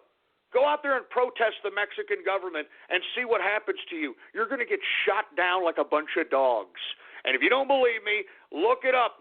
Take a look at the last time somebody rose up. The last time I can recollect was, about 6, 9, maybe a month ago, maybe a year ago, when these teachers, a union of teachers, decided to protest because of certain wage discrepancies. And what did they do to these teachers? Did they negotiate with these teachers? Did they treat them with kid gloves like we do out here with our protesters? No, they just started shooting and killing teachers in the streets. That's what they did in Mexico, all right? So, you dumb protesters, you idiots, you got a lot of nerve out here talking all kinds of garbage, and it's about time that maybe the federal government, in conjunction with law enforcement, start bringing in some order. And let me tell you, I hate to get off on another subject, but this goes back to the episode that happened in Huntington Beach, California this past weekend, in which there was a Make America Great Again march on Huntington Beach. And then, of course, you had to have these leftist Antifa ass cracks come in and try to pepper spray innocent women, try to disrupt and act violent. And let me tell you, one thing that I appreciated about the folks that were at that rally, at that march, was that they were not going to take Antifa's violence anymore. And if you take a look at the footage, folks, they were kicking the crap out of Antifa. And then once the cops came along, Antifa thought the cops were going to be able to take their side. They sucked the dog on the damn Antifa. And you know what? All the cops did was say, hey, look, get back to the folks that were a part of the Make America Great Again rally, the Make America Great Again march. And you know what those folks did? They stood back like law-abiding citizens and let law enforcement do their jobs. And you see, that's the difference between those of us that are law-abiding citizens that are going out in the streets and that want to take our country back. I mean, we're not out here, savages and that are going to hit police and that are going to put police at risk. Once the police have the damn perpetrators in custody, once they have the scene in control, what did you see in Huntington Beach? Everybody just stepped back from the police like law-abiding citizens. That's what we are, folks. That's what those of us on the Trump train are about. That's what those of us on the capitalist right are about. We're law-abiding citizens. We want order. And every action that these Democrats and even these Republicans, these establishment Republicans, every action that these bureaucrats have taken, they have done so in an attempt, in my opinion, to stoke some kind of unrest in the United States. I mean, they are trying to stoke civil unrest in the United States of America. And you want to know why, folks? Because right now, the government knows that the people are starting to wake up, and they are fearful. They are in fear right now that they are going to lose control of their bureaucratic system of government. And you know who's the manifestation of that? Donald Trump, folks. President Donald Trump. That's why the three entities that are trying to take down Donald Trump are an enemy of the people. And you need to put this in everybody's heads. I'm talking about the political class. It doesn't matter what party. All right, Democrat or Republican, they're a bunch of establishment political class jerk dicks that do not want the status quo to go away, and that's why the Republicans are dragging their knuckles on legislation. That's why you've got the Democrats so obstinate on anything Donald Trump does. They are doing whatever it takes to discredit the man. They're doing whatever it takes to stagnate his attempt on trying to make America great again, both parties. So the political class system, you've got the deep state, which encapsulates many of the intelligence communities and even the upper echelon of the FBI. You've got also the mainstream media. These three entities right here, are an enemy of the people. They're an enemy of the people because they are trying to subvert our will. They're trying to subvert our vote. And that's why I come up on here every single day, folks. We cannot allow these people to subvert our minds. We want to make our country great again. We want America to be the superpower it once was. We want America to be the capitalist bastion it once was, not the capitalist bastards that Obama and the Democrats have turned us out to be. And we, at this point in time, I'm talking about those of us that want to make America great again, those of us that are on the Trump train, those of us on the capitalist right, we are tired. We are tired of this, and I'm glad that those folks in Huntington Beach confronted Antifa at the same level as Antifa confronted them, and that's why they got pummeled, they got a dog sicked on them, and they got arrested. Because the law enforcement is on our side, leftist. Law enforcement is on our side because we want order. We want safety. And the capitalist right, we want everybody to be safe. We want everybody to be safe, man. We want black folks to be safe, Mexican folks to be safe. We want gay folks to be safe. I mean, don't you gay folks want to be safe? I mean, don't you want to continue to live in a society where you can kind of hold hands and, have gay clubs and, do your thing without the threat of being gay bashed, without the threat of being persecuted, without the threat of any kind of subjugation? I mean, you're going to have that under leftism now. Do you get that? Liberals have already used and abused you, LGBTQ and black folks. You are no longer of any use to the Democrats or the leftists. Do you get that? That's why you've got these cities, New York City, Los Angeles, and Chicago, basically allowing illegal immigrants to supersede the actual authority of actual citizenry born in this country. I mean, it's lunacy. It's utter lunacy. And let me tell you, I think Antifa needs helicopter. We need free helicopter rides for Antifa, man. I'm telling you, we need the spirit of Pinochet to come back and start scaring the living bejesus out of assholes on the left. Because let me tell you something, in groups, anybody is strong, right? But when you get these Antifa in the small groups that they were at there in Huntington Beach, they don't know whether to shit or get off the pot. Excuse my French. All right, those guys were scared crapless. And that's because we believe in what we stand for. We believe in America. We believe in liberty. We believe in capitalism. This is what we believe. This is what we want. We want the American way again. We don't want to live under socialism. We don't want to live under communism. Don't you understand me?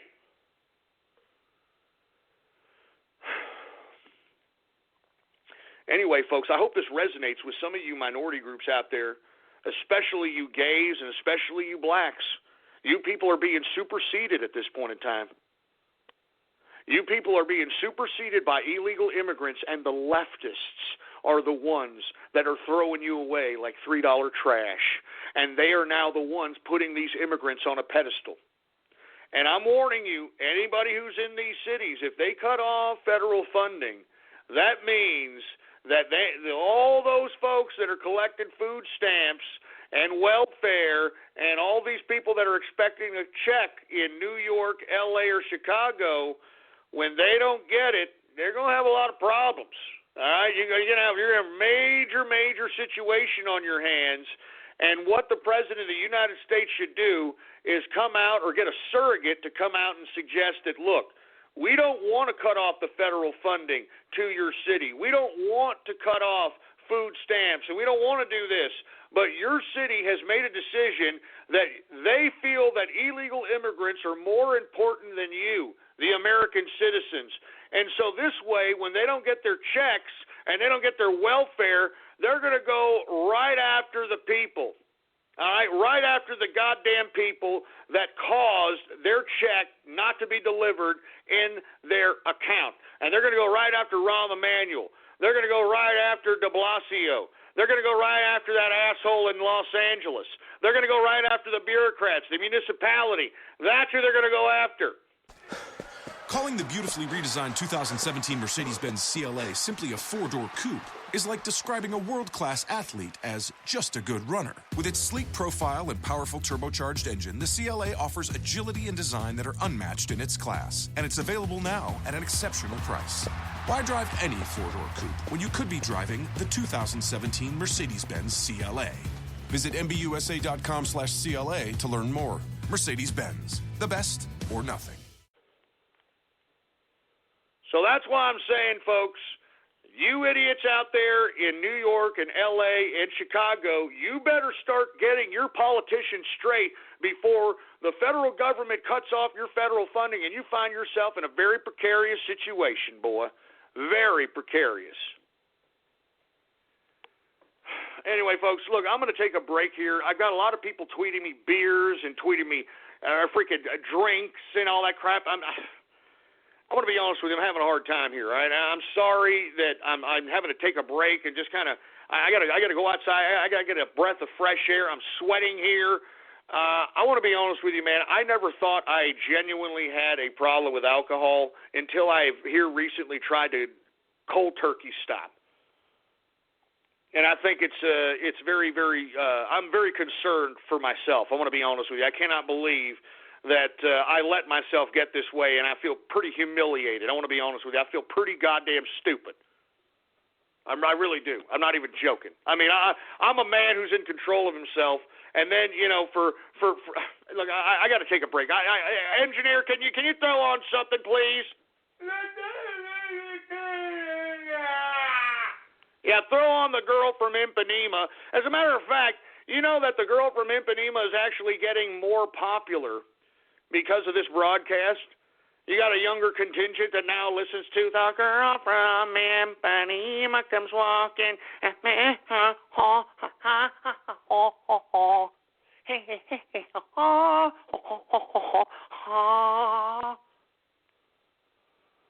So look, I gotta get a breath of fresh air, folks. I'm sorry. I listen. I know you idiots that are on Twitter think it's a big joke. I don't think it's a joke, man.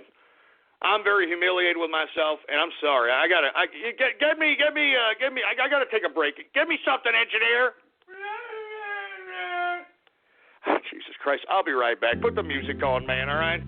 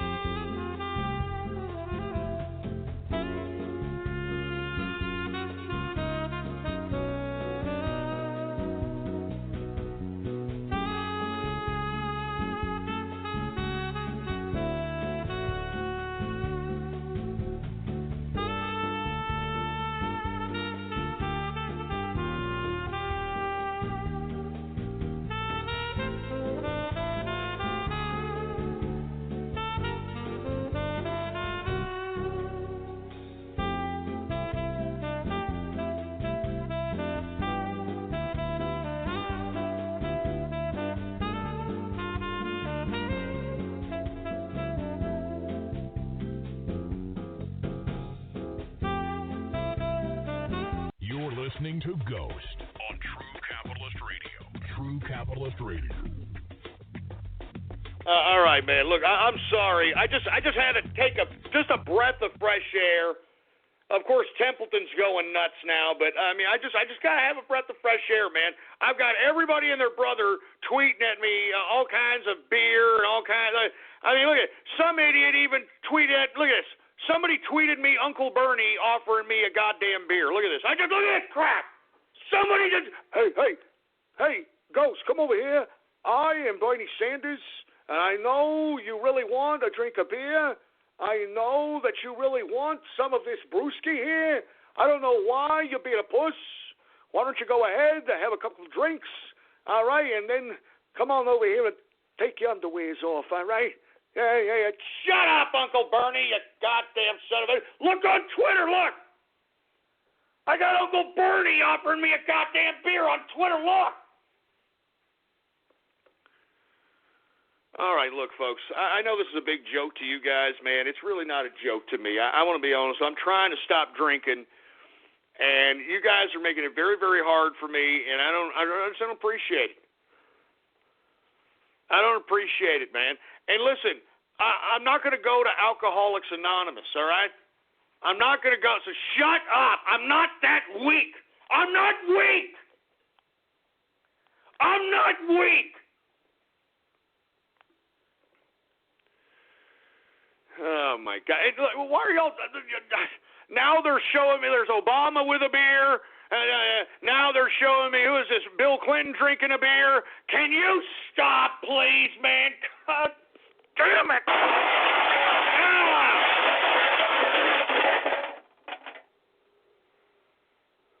Listen, I'm supposed to be talking about politics here, man.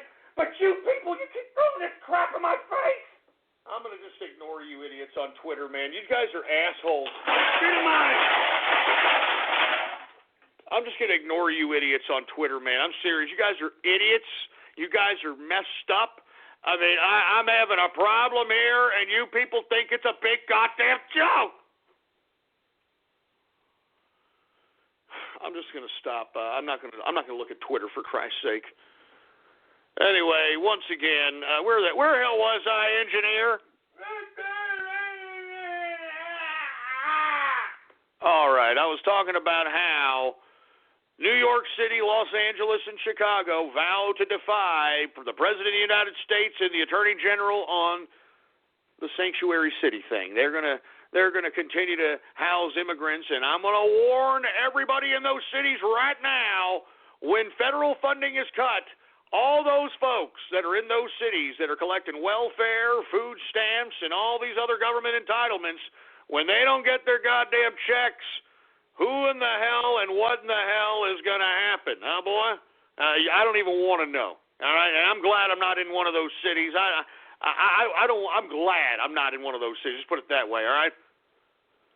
Let's move on here. Let's talk a little bit about this asshole Adam Schiff, folks. And for you folks that are unaware, Adam Schiff is one of the ranking members in the House Intelligence Committee.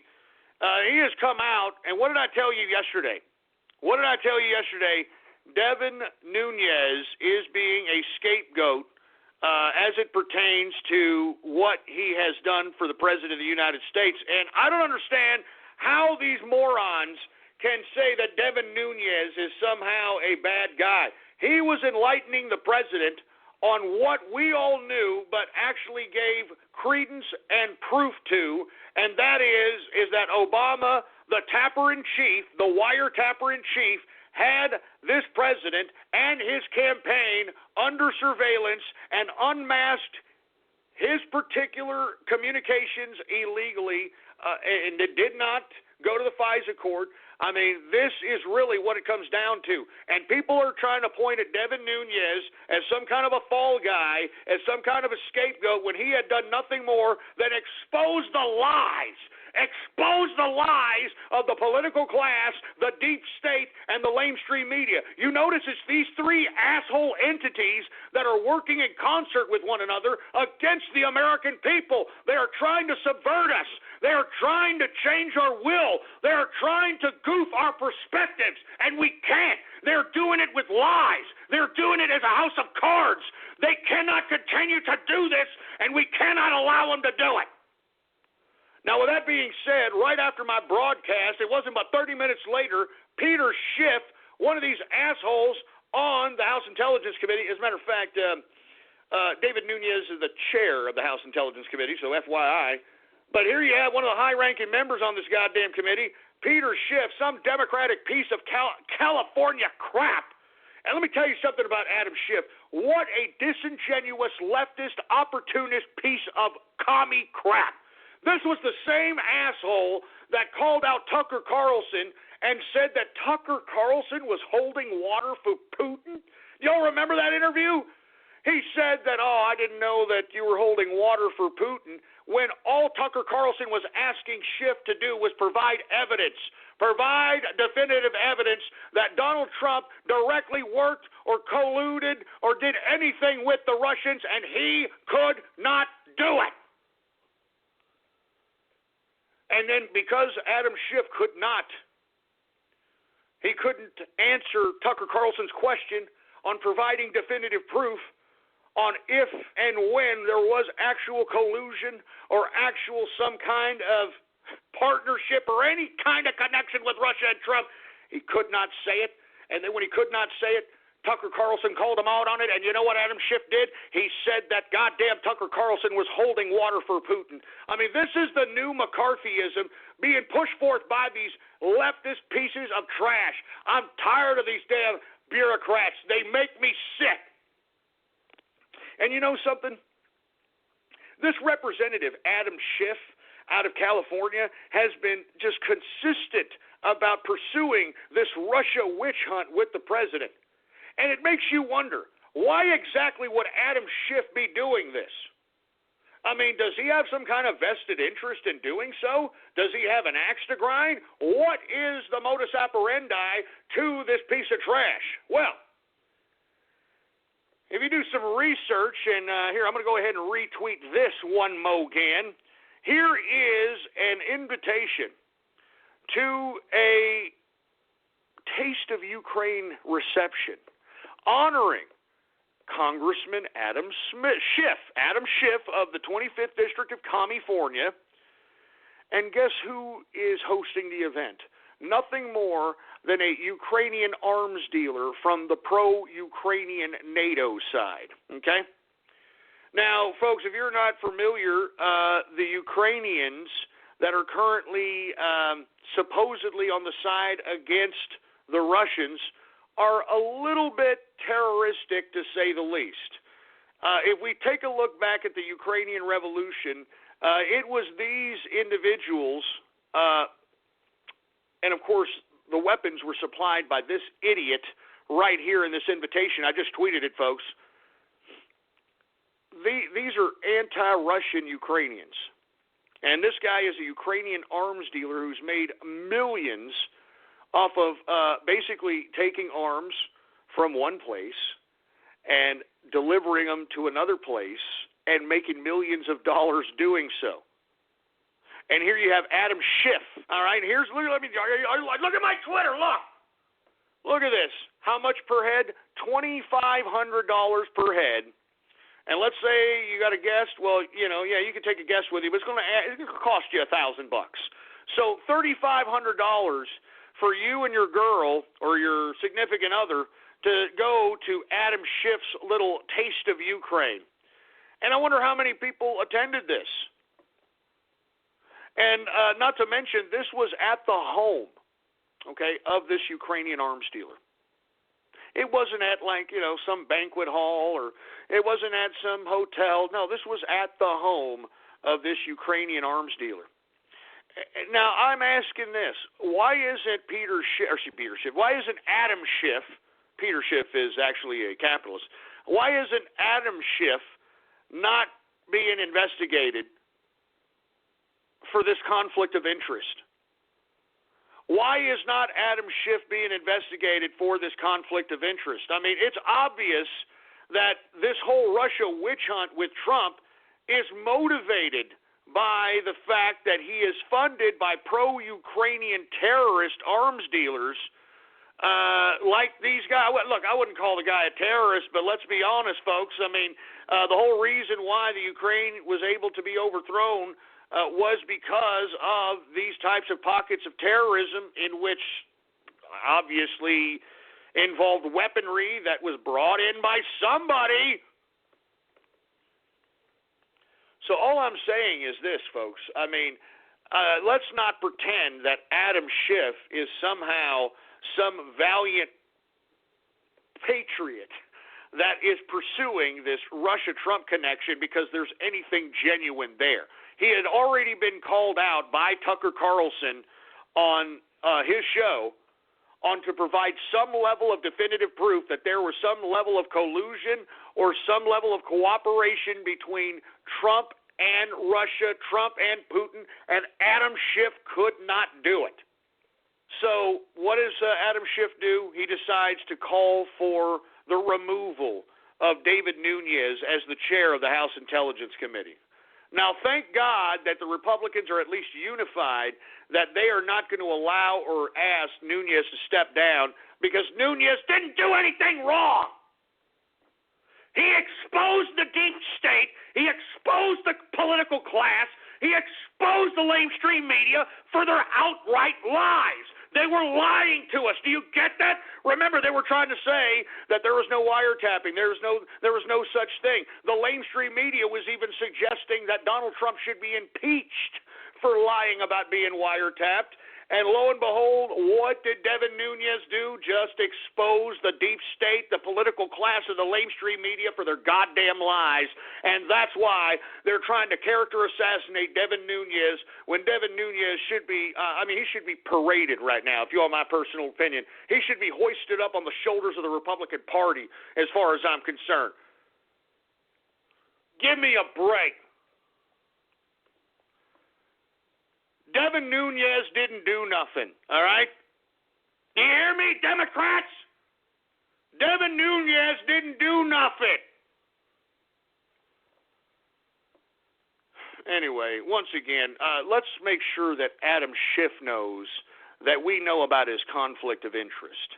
And I think that people should start calling for his investigation into his conflict of interest as it relates to this Trump witch hunt. All right, I mean, it's more than obvious, folks. It's more than obvious.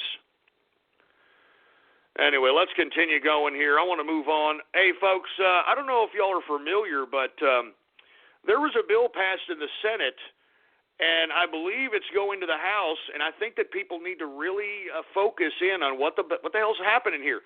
Now, since the Republicans, for whatever reason, can't get unified on health care, it doesn't look like they can get unified on the tax reform. But they all of a sudden got together on this. Let me go ahead and retweet this, folks. What they have done is they have passed a bill in which now it's legal for your ISP to monitor your internet activity and be able to sell that information for profit. Okay? And listen, that's not just the only reason why your ISP is going to be looking after your particular internet activity. They're going to be looking at it for a variety of different reasons, folks.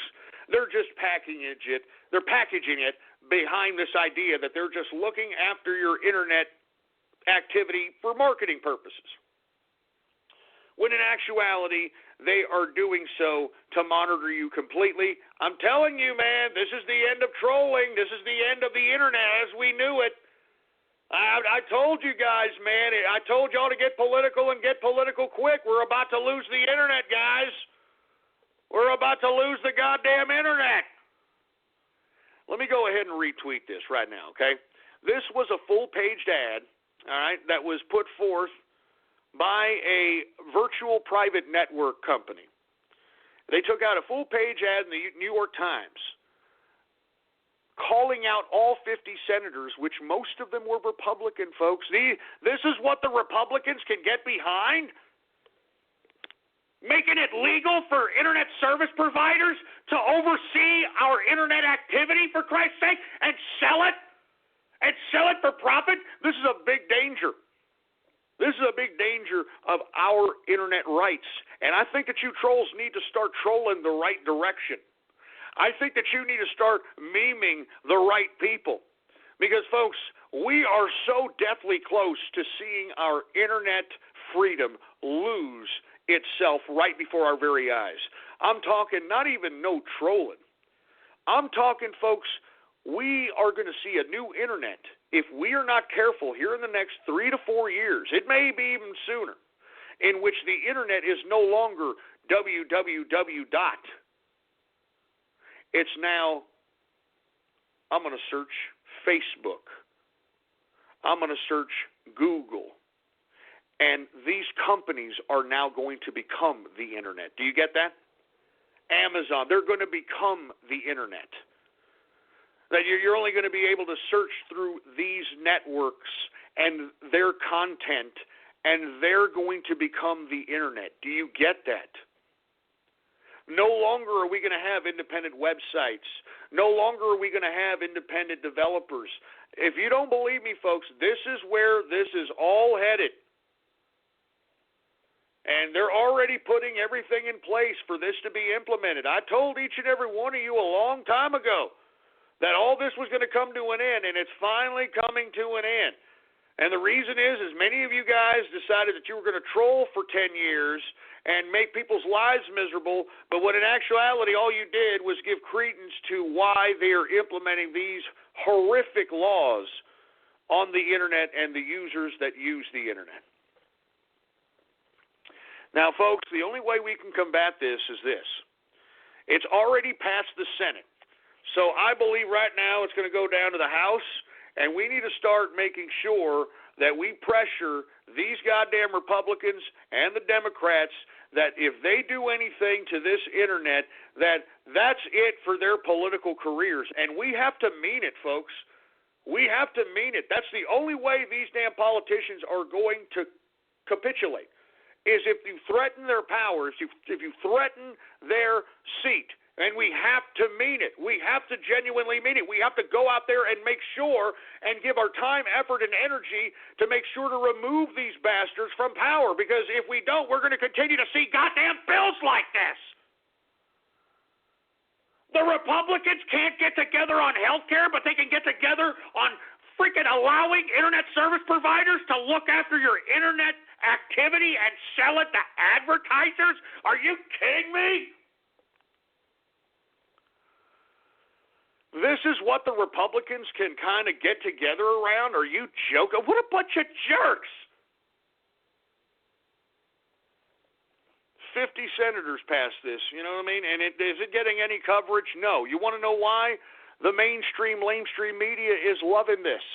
I wouldn't be surprised if they're paying some of these damn senators to push forth this initial legislation. Because what does this do? Not only is it going after trolls, it's going after independent people. It's going after independent media. It's going after independent websites, independent anything. Just saying, man. I'm just saying. And, we're going to lose the internet. We're going to lose it thanks to all you trolls out here that made everybody's lives hell and thought it was, going to be okay to do so. And not to mention, let's say we beat the legislation. Let's say we're able to pressure the House and they don't pass this bill. Well, we still got this Kurt Eckenwald litigation that could set precedent just based on law. And I think that I don't like Kurt Eckenwald. I think he's a balding piece of garbage. He's a waste of life, in my view. He sued his own mother so he can get a bigger part of the inheritance.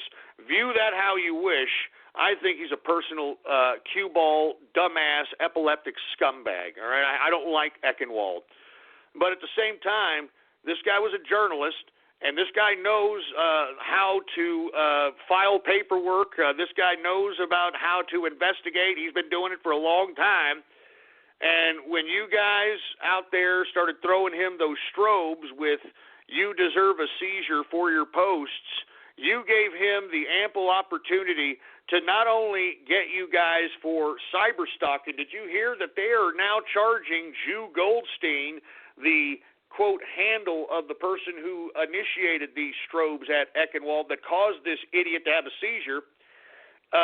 They are now charging this guy with assault with a deadly weapon. Assault with a deadly weapon. Now, I want to be honest with you, I'm not really too sure about the assault with a deadly weapon charge. It's a very, very hard charge to stick.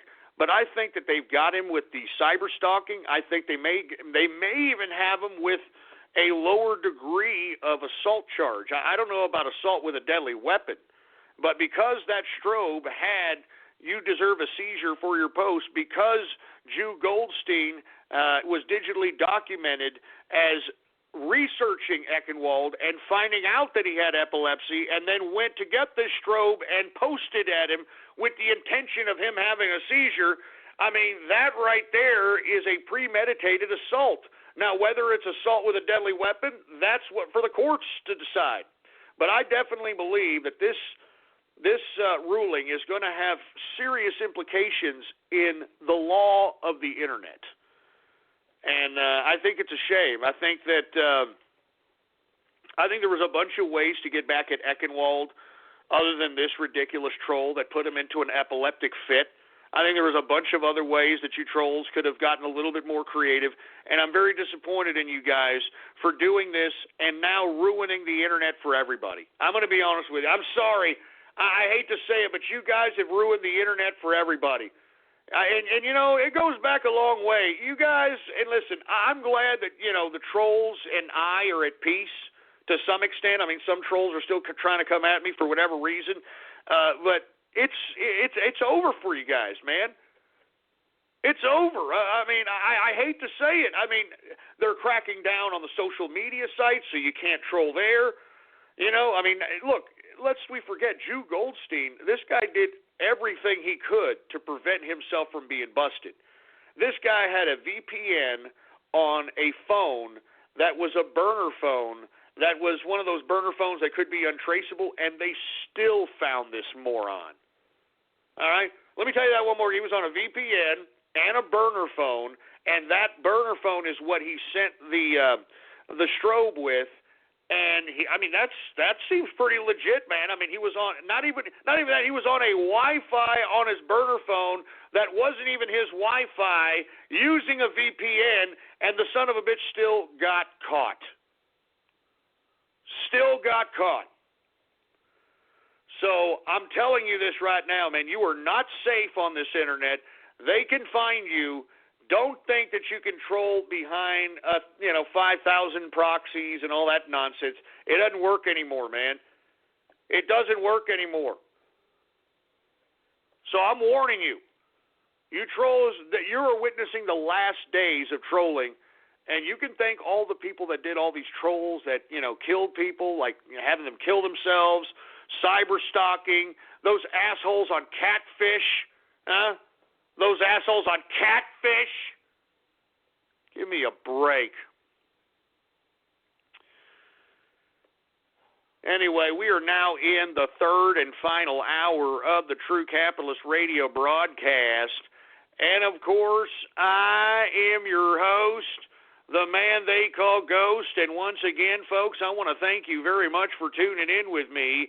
Before we get started, I'd like to remind everybody to spread it around. Spread it around. Spread it around like wildfire. And let everybody know that True Capitalist Radio is in effect and in the house. And we are live every Monday through Friday, 4 p.m. Central Standard Time, right here on the official website of the True Capitalist Radio broadcast. And it is blogtalkradio.com/ghost. That's blogtalkradio.com/ghost. And, of course, if you have not done so, please follow me on Twitter and Gab. I'm official on Gab, baby. I'm official, yeah. Anyway, you can find me on both of those social media sites under the name Politics Ghost. All one word, no underscores, Politics Ghost. Hey, wait a minute. Hold on just a second. Is this legit? Did the House just pass this bill? Did the House just pass this bill? I mean, this could be a stupid idiot troll saying this, but, I mean, did they pass this bill? Because if they did, then it's over. All right, then it's over. Yeah, House, here it is. House passed this bill 1 hour ago. Here it is. There it is, folks, right out of the hill. All right, House passes bill undoing internet privacy rule. Man, what did I tell you? I mean, they passed it right while I was doing the damn broadcast, so it's over, folks. It's officially over. The House on Tuesday voted in favor of blocking internet privacy rules passed by the Federal Communications last year, sending the bill to the president, who is expected to sign it into law. The bill passed 215 to 205. 15 Republicans voting against it. 15 Republicans voting against it. So you know what that means? That the majority of these goddamn Republicans were circle jerking over this goddamn stupid bill. Well, it's over, folks. All right? Let me continue reading this off of the Hill.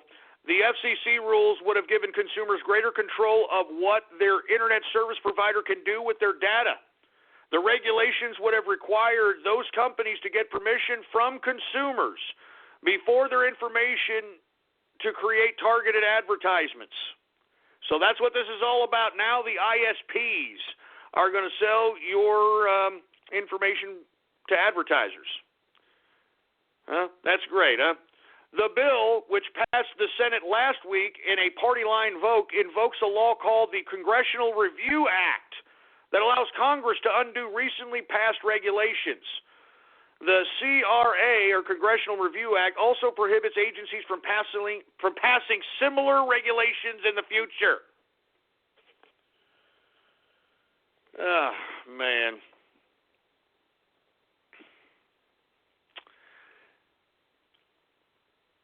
I don't know what to say. I'm sorry. I'm at a loss for words here. That's it. That's it for the internet, man. All right? All right, that's it for the internet. You know this, right? I mean, look, they're saying that they're going to do nothing but just take a look at your internet activity and sell it to advertisers. But you know it's going to go deeper than that, man.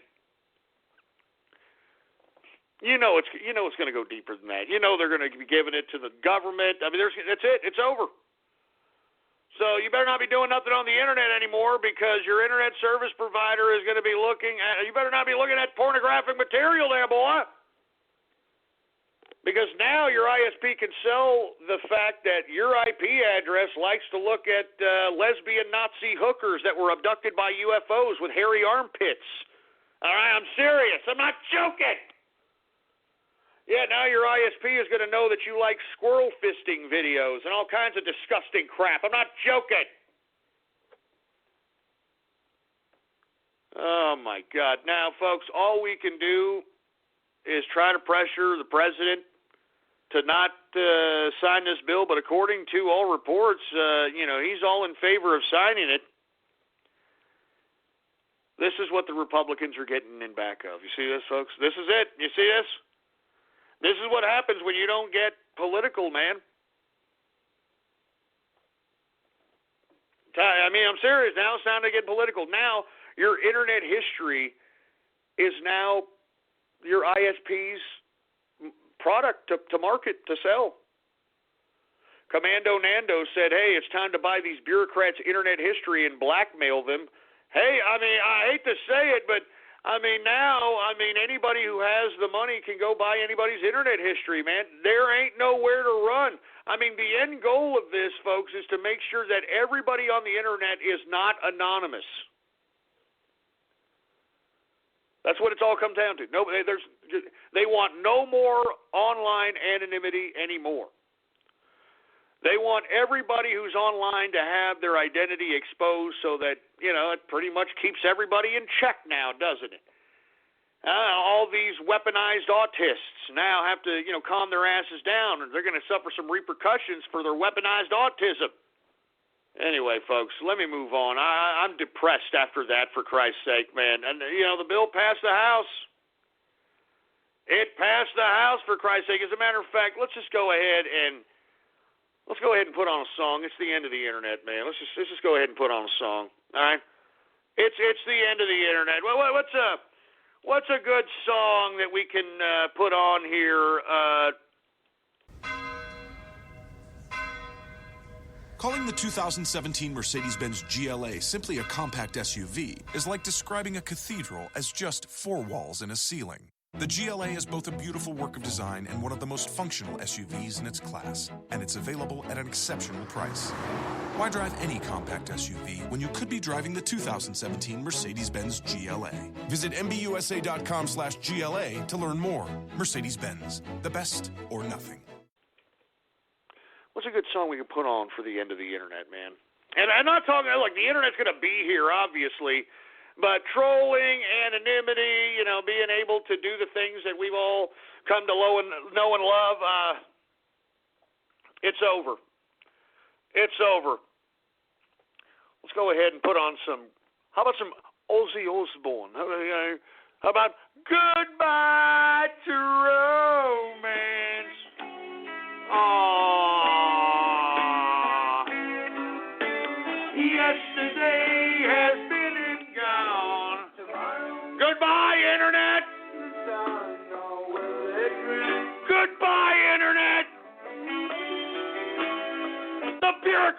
took you away from us.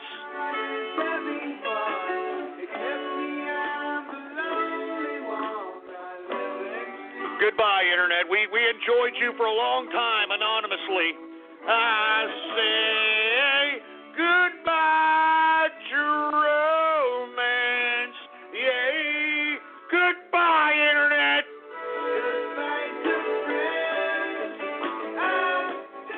Goodbye to Anonymous. Goodbye to 4chan. No.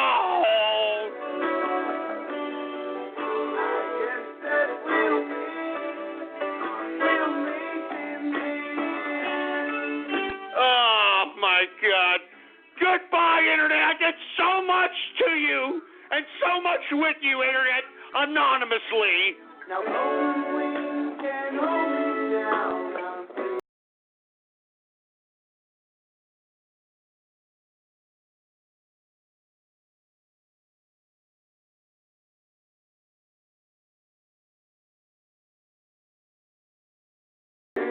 It's over, folks. It's over. So go ahead and sing it with me. Go ahead and sing with me. I say goodbye to the Internet. Yay. Goodbye to friends. Yeah, now we're going to have to see your ugly fat faces now. It's sad.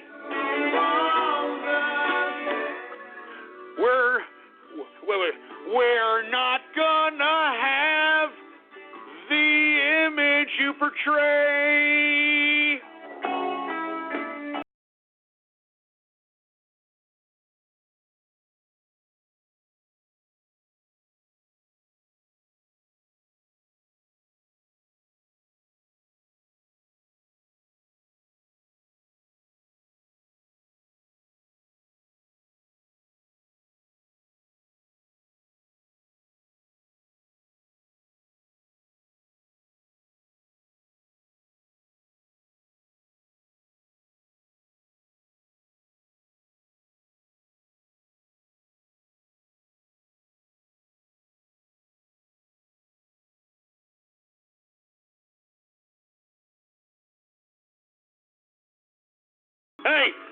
Hey, Congress, you mad? You mad? Is that why you had to take away our internet, you piece of crap?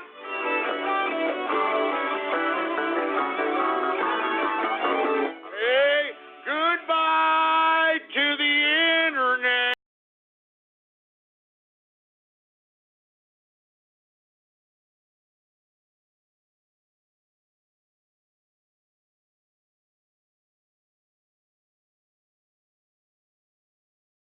Goodbye, Internet. It's been nice knowing you, man. I guess we'll meet again in the end one day. It was nice knowing you. Now there's going to be no more anonymity. Now we're going to see the fat, ugly faces of all the trolls that have these online reputations. We're going to have to see them now. We're going to have to see the fat, disgusting, four-eyed, freckled faces of these bastards. Good God.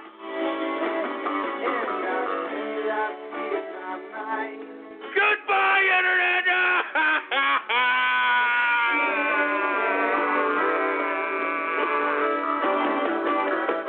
I say goodbye to the Internet. All right, you know what? That's enough. Shut up.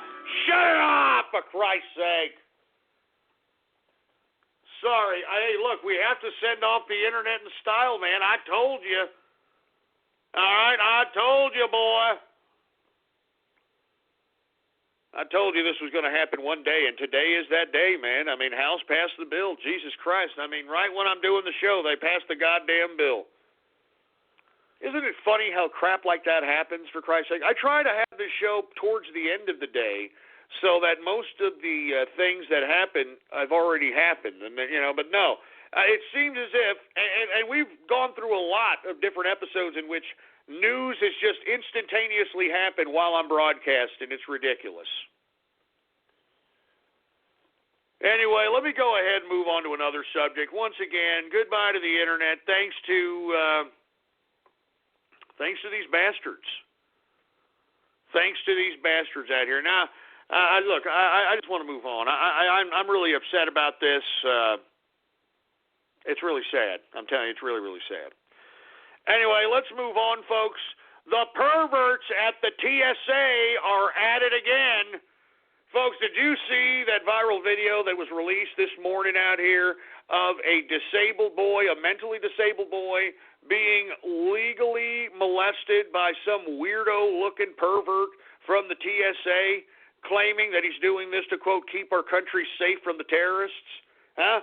Yeah, this is what we've done here, all right? We take away the rights of internet freedom from the citizens, and yet we enact. I'm talking these bureaucrats in Washington, D.C. They enact some kind of a goddamn ridiculous agency that's supposed to protect us from terrorism. The TSA, which is nothing more than a team of legalized child pedophiles. All right, that's what the TSA is, for Christ's sake. Have you seen it? Here, let me retweet this. Let me retweet this, for Christ's sake. Look at this. Look at this weirdo that is legally molesting a mentally disabled boy. Like, this guy fits the criteria of a terrorist. This is a mentally disabled boy.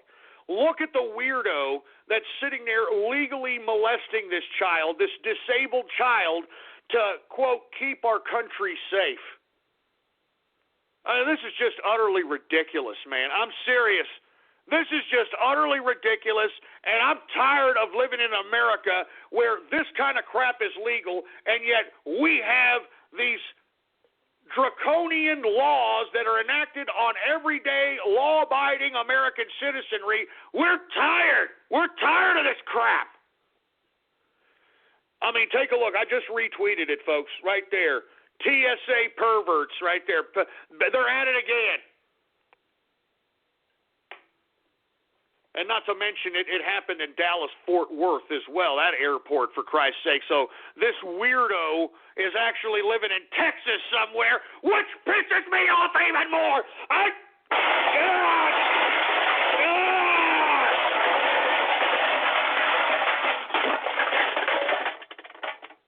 Screw the TSA, man. I'm sick of them.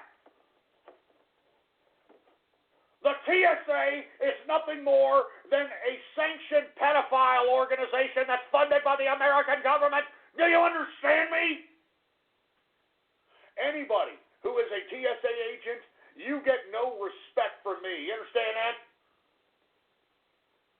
You people get no respect from me. And wait a minute. Give me the mic. Give me the mic. People are saying that this retweet that I just tweeted about this pervert TSA agent literally molesting a mentally disabled boy, people aren't getting it in their timeline. Are you kidding me? You're not getting this in your time. Screw you, Jack.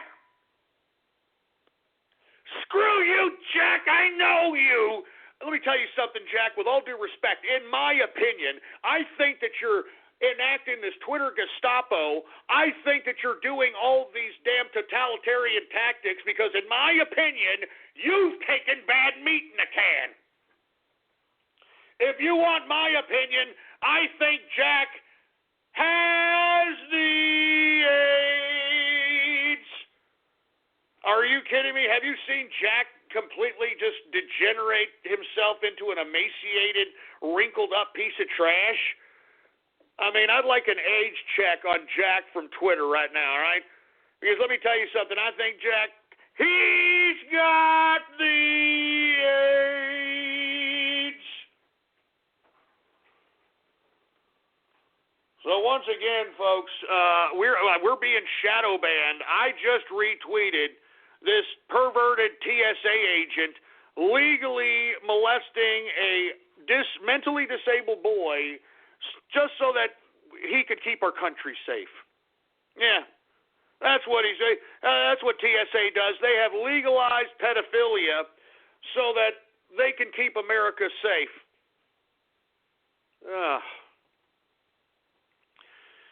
I'm telling you, we need to defund the TSA, and I think that we should investigate TSA agents who conduct themselves in a capacity of this nature on a frequent basis. I mean, give me a break. I mean, take a look at how he's patting down this mentally disabled boy, for Christ's sake. I mean, this is a fun, I mean, man, you see, that's why I'm glad I don't have young children anymore. You see that? Because if something like that happened to my kid, man, I would take this goddamn weirdo and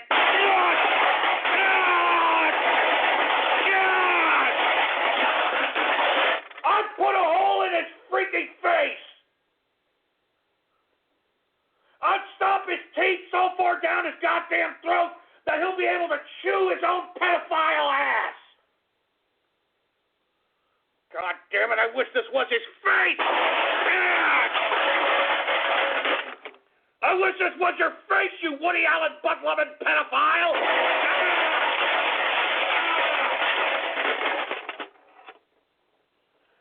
I wish this was your goddamn face!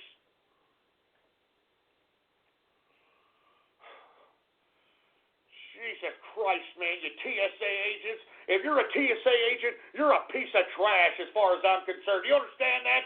You are scum. You are disgusting scum.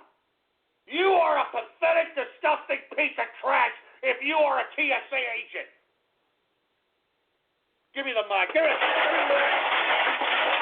Let me tell you something. If I met somebody out in real life, we're at a poker game or something, this idiot said, yeah, I'm a TSA agent, I swear to God I'd break a bottle over this idiot's face and call it an accident. You understand me? I'm not even joking around. You TSA agents get no respect for me. You're pieces of trash. You people just want to fondle people, and that's your big kick. That's why each and every one of these people are either disgusting, despicable-looking weirdos, or it's Shaniqua with the long fingernails trying to, finger your crack with her goddamn 3.5-inch nails, for Christ's sake. You people are trash in the TSA, and that's why I don't even want to fly anymore. I don't even want to fly anymore, but first of all, I can't fly. They told me I can't get on a goddamn plane, so that's first off. But secondly, I don't want some old freaking man over here trying to pull the damn balls out of my pants. All right, I don't want Shaniqua with the long fingernails, grabbing my sack like it's a goddamn grapefruit or something, like she's checking for density or some crap. I don't want to do this. I mean, these people have no right to do this, and yet they are protected by the government for doing this crap.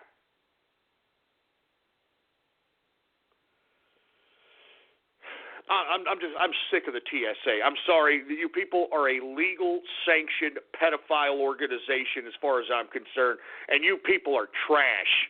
You hear me, TSA? You people are trash. I don't respect anybody who works for that organization. You are nothing more than legal pedophiles, for Christ's sake, man. And to think, let's just say for the sake of argument, a Jared Fogle from the goddamn idiot, the Subway commercials, just say for the sake of argument, this guy was like, you know what, I should become a TSA agent. Yeah. Give me a first-class accent, or first-class assets. I don't even know what I'm talking about. I can't even fake being a fruity-ass pedophile because it's sick. But I'm just saying, look at the weirdo right here that is fondling this disabled boy.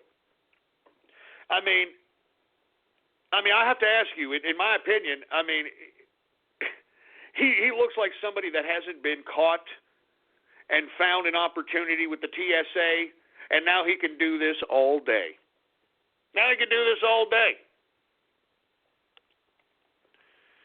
Look, folks, I'm sorry I'm going off keister. I hate when children get their innocence robbed because of some freaking weirdo who obviously is a creepy-ass, disgusting, despicable human being that, gets off fondling young people because they're, quote, protecting America. Jesus Christ, man. Anyway, folks, look, I'm sorry I'm going off keister here. I'm tired of it, man. I don't like these TSA agents and their ability just to be able to just go and just molest people at will. I don't like it, man. And our tax dollars are funding this. That's what pisses me off even worse. That's what pisses me off even worse is that our tax dollars are funding these disgusting pieces of molester trash. I mean, and there's a lot of money going into the TSA. And you know what pisses me off is that the TSA, as far as I'm concerned, has thwarted not one significant terrorist attack. Not one. All right, but how many people and how many children have they molested? I mean, folks, why don't you just take a YouTube search of TSA children? Put it that way. Just do a YouTube search, TSA children molest, TSA children pat down, TSA. That's all you got to do. Just go out there and look for yourself. And look at all the videos out there. Look at all those videos. And I don't know, what is it going to take? What is it going to take for people to realize that the TSA is nothing more than a disgusting, despicable agency that needs to be defunded? I don't get when people are going to finally figure this damn thing out.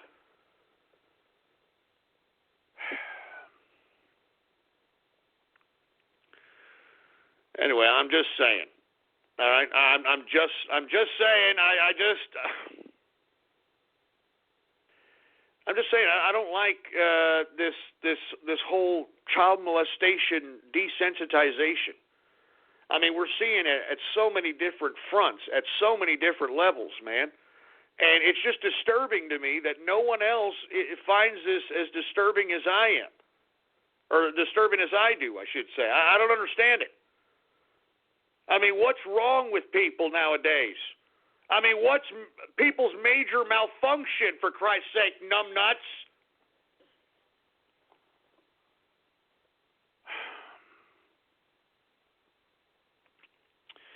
Anyway, look, I'm going to move on to another subject matter. I know I'm going off keister on this TSA pervert stuff, man, but I'm tired of the desensitization of child molestation. I am really tired of this stuff, man. I am really tired of it. Anyway, let me move on, folks. All right, we're running out of time here. Let me go ahead and talk a little bit about what I was talking about yesterday. Sturgeon, this, what kind of a leader is this Sturgeon, man? I mean, what is that? Is she trying to be like a bull dyke? I don't even know why I ask anymore. I don't even know. Anyway, folks, lo and behold, as I was alluding to yesterday, instead of Scotland, acting unified with the UK, they are taking this Brexit opportunity to try to whip up another referendum to become independent once again. Yeah. So, I mean, how many more times is how many more times is Scotland, going to do this? Remember, they had a referendum vote about 4 or 5 years ago that went to crap. All right? They overwhelmingly voted to stay in the UK, and now what? Now what? You people in Scotland are going to cuck yourselves because you want to stay in the EU? Why in the hell would you want to stay in the goddamn EU, you dumbasses, for Christ's sake? And look, Scotland, I understand, maybe some of it has to do with economics. But let's be honest, Scotland, I mean, you're not wanting to become an independent nation state so that you could be autonomous. You're doing so that you can be a member state of the European Union, and I think that's pure cuckery. You understand that? I think it is pure cuckold connoisseurism what you idiots are doing out there in Scotland. And let me tell you, I've been looking at the debates in the UK related to this subject matter, and the people in the UK are kind of tired of you Scots as well. And I don't blame them. I don't blame them. Now, look, Scotland, I'll give you this, that you actually know how to produce some goddamn, you know how to produce some scotch, all right? All right, I mean, I'm going to give you that. All right, you know how to produce some goddamn scotch. I'll give you that. But, man, I don't understand where your logic is coming from wanting to disband from the UK. And if you are going to disband, great, go ahead and disband. But why exactly are you going to just be a cuck and go to the EU? I don't get it. I just, somebody please try to... I don't know. I don't know what the hell. I'm tired of trying to. I'm tired of trying to rationalize when women are in charge. I'm sorry. All right. I'm sorry. Anyway, thank you to the Green Leader. Here we are. Article 50. May signs a letter that will trigger Brexit. It's happening. So that's why you've got the Scottish out here wanting to call for a referendum vote, which I think is the stupidest thing I've ever heard in my life. You just had a referendum vote, you morons. You just had a referendum vote, and you morons didn't even go for it. You didn't even want it. Now I'm so tired of these idiots. Look, I'm tired of rationalizing. I'm tired of trying. I mean, look at what Scotland is being led around by. With all due respect, I mean, I'm all for women leaders and all that other stuff, but I mean, what is that, Scotland? Please tell me what is that exactly? Oh, Jesus Christ, man. Anyway, look, I don't even know what to say anymore. I'm sorry, I'm speechless, and I've still got idiots trying to get me to drink online. So I'm going to move on, all right? But Scottish Parliament passes motion in favor of referendum on independence once again, and I hope that they're happy. Jesus Christ, man. Anyway, let me move on here, all right, folks? Did y'all hear that Rouhani, which is the president of Iran, and Putin got together in Moscow? And the reason they got together, folks, is because they signed more deeper economic ties with one another, bringing themselves closer together as allies, which, of course, is in complete defiance of this, of us, of the United States, because we know that these idiots out there in Iran are testing nuclear weapons and ballistic missiles and, thumbing their nose at us and all this other nonsense. And, here we have Russia tightening their bonds together. Very interesting, folks. Very interesting to say the least here. And on top of which, folks, the reason that Putin is doing this is because, as I stated yesterday, his time is limited as far as I'm concerned. This man is on very, very weak ground. This man, as I stated last week, and I will continue to state, I don't think Putin will survive the year. I don't think he'll make it to 2018. And if he does, there will be several attempts at his life that he has eluded. But right after I said that, what happened this weekend, folks? Russian people are rising up against the corruption of Putin. And why are they rising up in defiance Putin's corruption? They're doing so because they are tired of being led around by some asshole who is literally wolves in sheep's clothing. He's a wolf in sheep's clothing.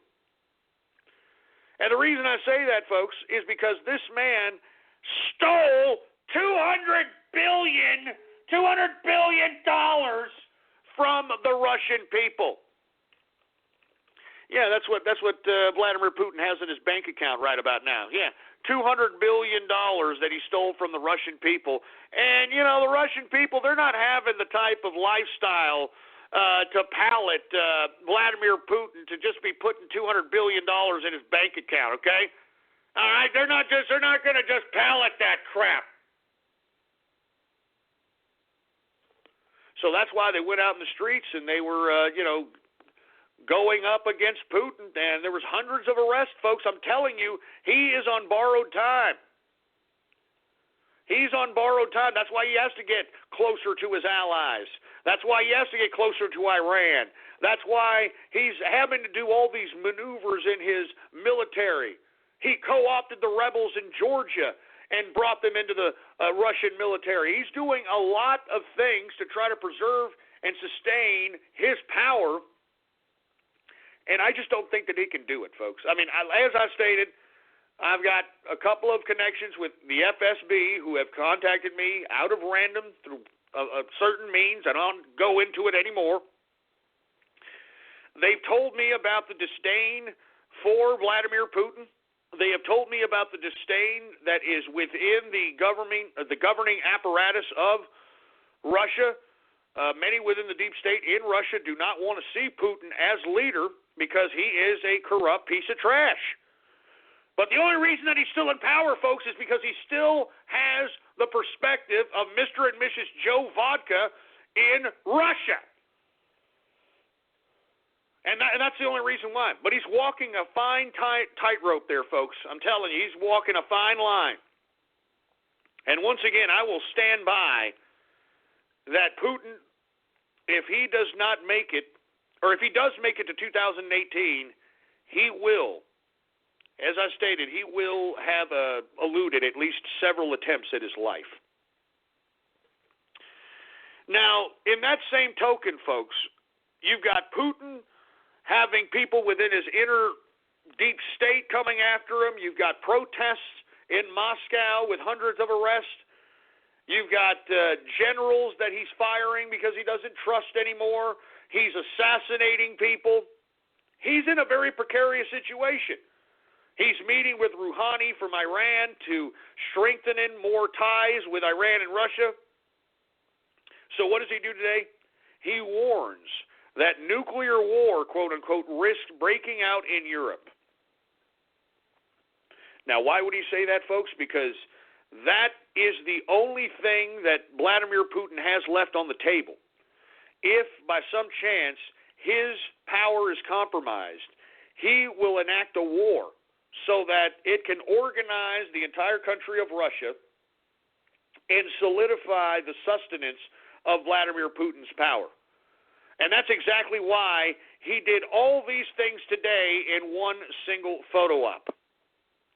He did so because he wanted to make sure that everybody in the world knows that Vladimir Putin's still in power, that he's tightening his diplomatic ties with Iran, which means that Iran's going to continue to test ballistic missiles, going to continue to test American foreign policy because now they have even closer ties with Russia. And at the same time, Russia comes out and says, nuclear war risks breaking out in Europe. So I'd be careful, folks. I'd be genuinely careful, and I'd keep an eye on the situation that's happening in Eastern Europe, because that is the epicenter of what could genuinely be the start of a nuclear confrontation of serious proportions. And me, in my personal view, I think that Donald Trump is right to say that we should not have a nuclear confrontation with Russia, because in my view, a nuclear confrontation with Russia helps Vladimir Putin stay in power.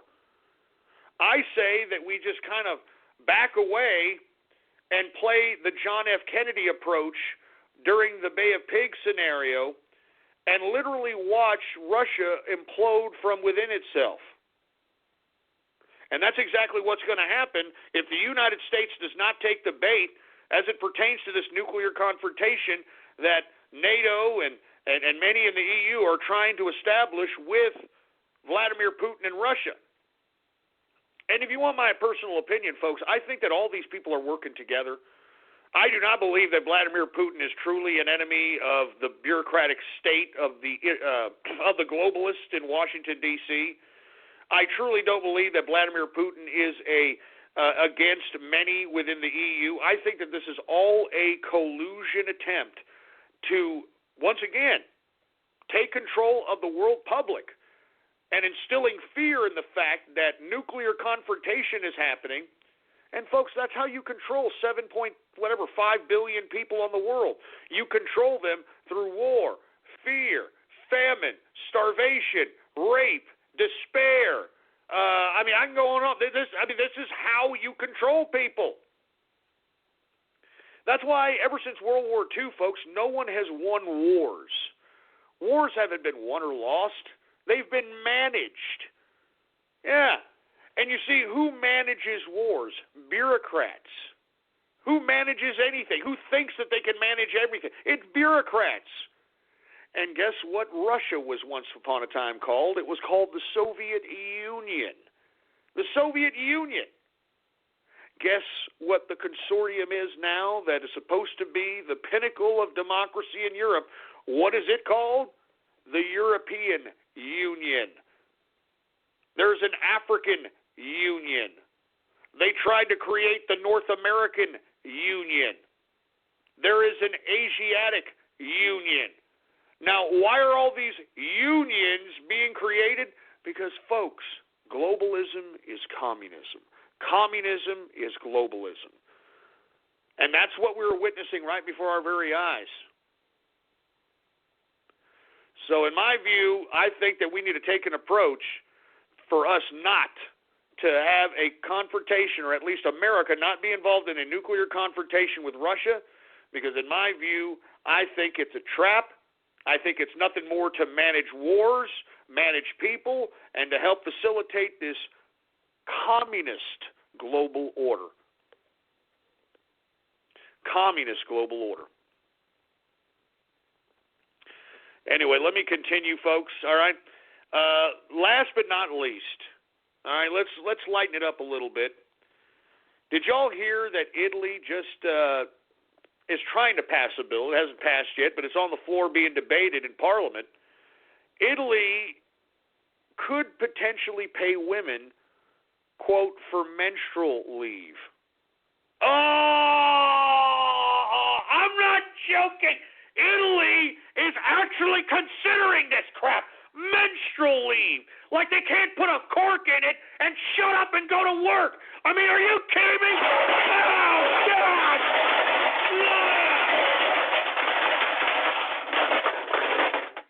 Oh, my God.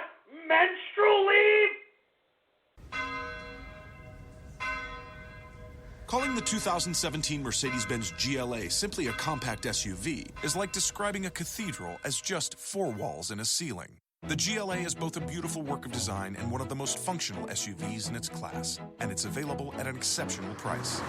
Why drive any compact SUV when you could be driving the 2017 Mercedes-Benz GLA?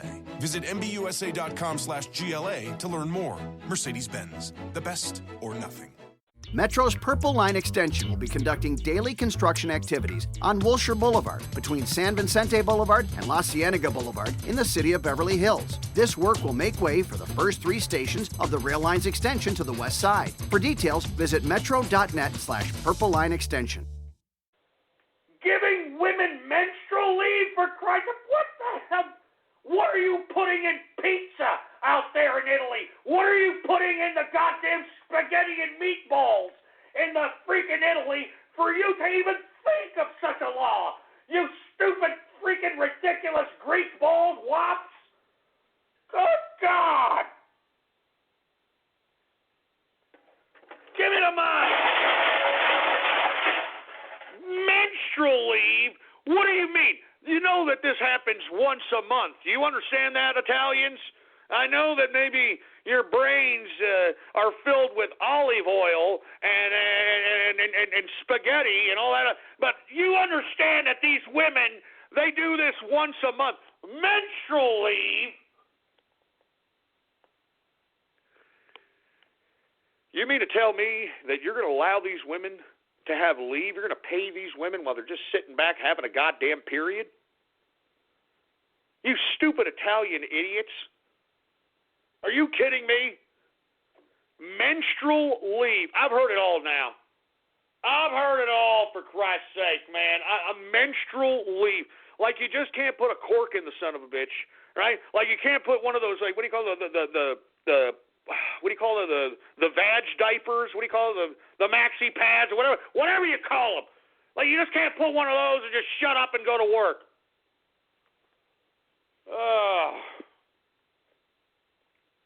Just put a cork in it and shut up, broads. All right, give me a break. Somebody in the Inner Circle chat room making a pretty good point. Yeah, that means that over half the population is going to have one week a month off. Oh, that's great. Oh, that's just great, isn't it? Over half the population is going to have 1 week a month off. Oh, isn't that fair? Oh, yeah, that's equality for you, isn't it? Oh, that's equality. Menstrual leave. Jesus Christ. Goddamn menstrual leave, for Christ's sake, man. God damn it, that's sick. That's just goddamn sick.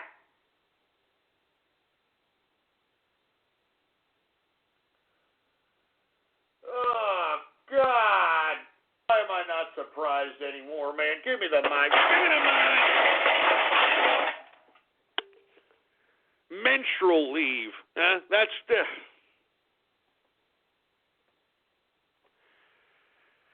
Oh, my God. Look, I'm done. After that, giving women days off because they're having their period, I'm done with this garbage. I'm done.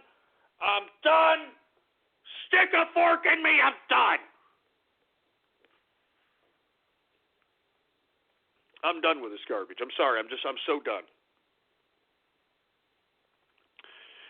Anyway, folks, we got about 15 minutes left in the broadcast, all right? And I want to go ahead, and I guess I'm going to go ahead and, I'll go ahead and give some people some Taco Tuesday radio graffiti. That's right, folks. Radio graffiti, the part of the broadcast where the spectators become a part of the spectacle. All you've got to do right now is give me a call at 516-453-9903, and when I call on your area code, you've got exactly 3 to 4 seconds to say whatever it is that's on your mind.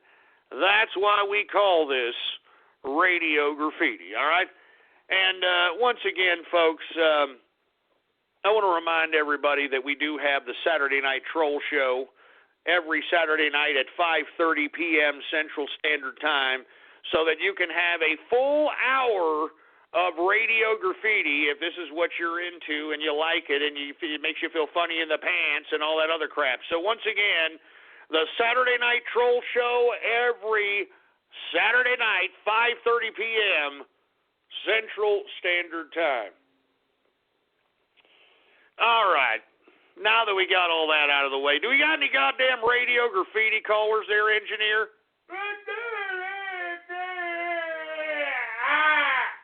All right. Well, let's go ahead and get some radio graffiti right now. All right. How about anonymous radio graffiti? We've got pylons, radio graffiti. This is True Satanic Radio.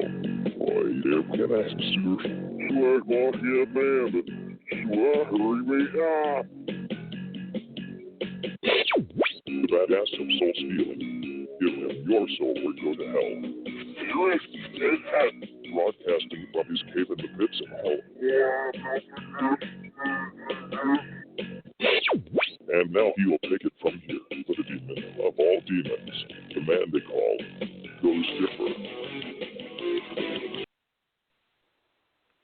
Man, look, enough of that satanic stuff, all right? It's not funny, all right?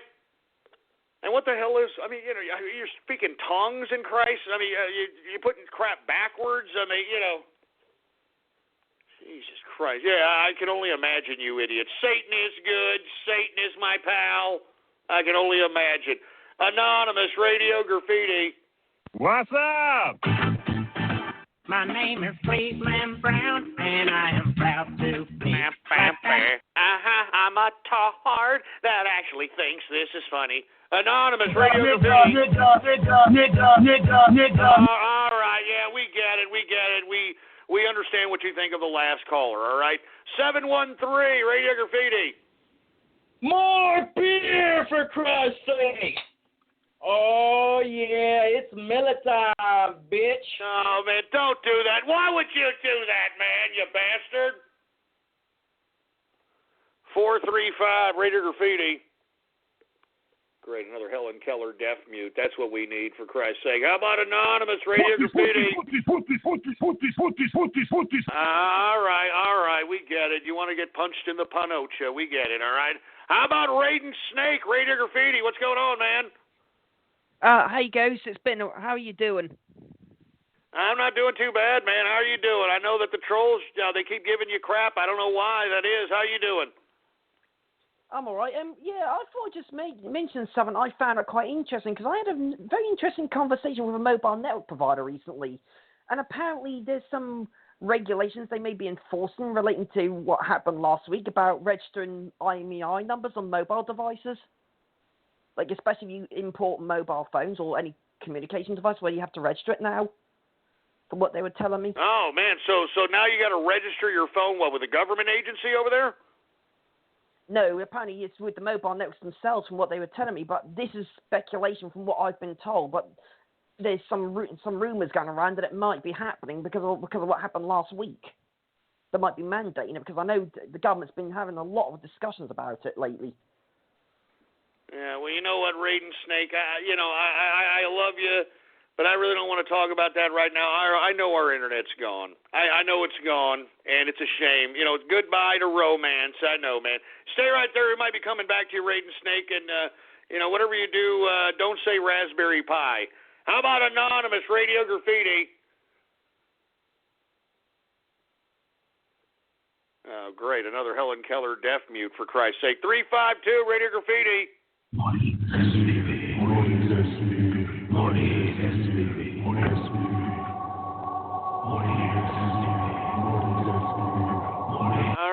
right, we get it. We're obviously listened to by a bunch of freak show Satanists, for heaven's sake. All right, we get it. Stupid. You're morons, all right? Jesus Christ. Who else do we have here? How about 347, Radio Graffiti? Nothing but good old beer. Look, shut up about beer, please. Shut up! 240, Radio Graffiti. Hey, Ghost, how many of those YouTube stars took your advice to supplement their income? Probably none of them. I don't know. Do you know one? Nope. Yeah, no kidding. Hey, that's why yesterday I'm glad they're falling, because you know what? They've been making millions, and what have they been doing? They've been blowing it. They've been going out on vacations and blowing their money. And now that money ain't going to be there anymore, now they're crying, and they think that somebody's going to give a crap. No one's going to care. No one should care. Stupid YouTubers. I freaking hate YouTubers, man. You guys are pieces of trash. You can tell all of them I said that. How about Distilling Capitalist, Radio Graffiti? Hey, man, just wanted to give you an update with Tropical Cyclone Debbie, mate. She's blown through North Queensland. She's taken out a whole heap of property and crops, but no lives lost. But anyway, man, I just wanted to say, we've all seen Debbie does Dallas. Now she's done Queensland, mate. She's given them a bit of a blowjob. Take it easy, mate. Oh, man, come on. Distilling, why would you say something like that? Why would you go and say something like that, man? What the hell's going on? Anonymous, Radio Graffiti. All right, we get it. You want your mom to get punched in the pootsy. All right, we get it. Anonymous, Radio Graffiti. Okay, great. A Helen Keller deaf mute. Another one, once again. Anonymous, Radio Graffiti. Equal. And Tamia, the Trap, Radio Graffiti. What is this? What is this? Why am I tied up? Just days ago, this messenger was killed in the London attacks. His soul has been poisoned, being thus a false messenger. I thought I was dead! We have gathered here to sacrifice the forbidden fruit that has poisoned the capitalist realm. Snake Raiden. Oh my God. Join me as we cry out to our master to eliminate evil. What? Eliminate evil? No! What the hell are you two chanting then? Don't tell me you're putting black magic on me. Don't listen now! No, Why am I floating? Why am I floating? Why am I floating?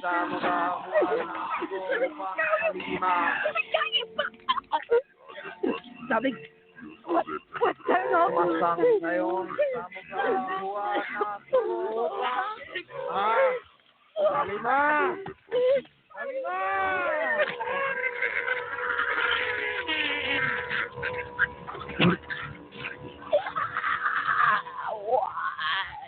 Rejoice, my brethren. Return to your chat rooms as you shine with glory.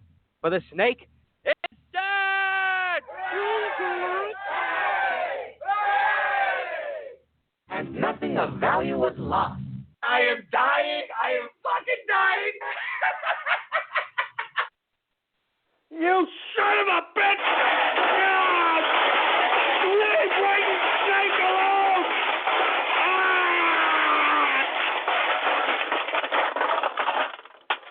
Can you leave Raiden Snake alone? I mean, good God, man! I mean, what did he do to you? What has he done to you people? What has he done to you people, man? Oh, my God, man. What a bunch of bastards you are, man. Give me the mic! Give me the goddamn mic! Jesus Christ. Look, let's bring back Raiden Snake. Raiden Snake, what the hell? Why are they doing this to you, man? Like I said, I don't know. I mean, this shit's seriously getting old now. I mean, this is like what, the second week in a row that they're doing this. Oh, what, I've been killed and shit. I'm like, well, for God's sake, I mean, this shit is getting old already. Enough, just enough. Seriously. I don't understand why they keep coming at you. What is it about you? Well, I don't understand. You're a nice guy. Why are they coming at you? Can you enlighten me? Do they know something about you or something? I wish I could answer that one, Ghost. I really wish I could. It's just the only way I see is that because I'm a blunt person, obviously I speak good commentary, and they just seem to target me. And like I said, if you recall before in 408, 409, they did that before, obviously with other people in the inner circle. So I'm not the only one. You know, oh, man, I'm sorry, Raiden Snake, that you're involved in all this troll activity. I mean, that's just sad. That was a screwed up splice. Leave Raiden Snake alone, all right? Leave Raiden Snake alone. Jesus Christ. How about anonymous radio graffiti?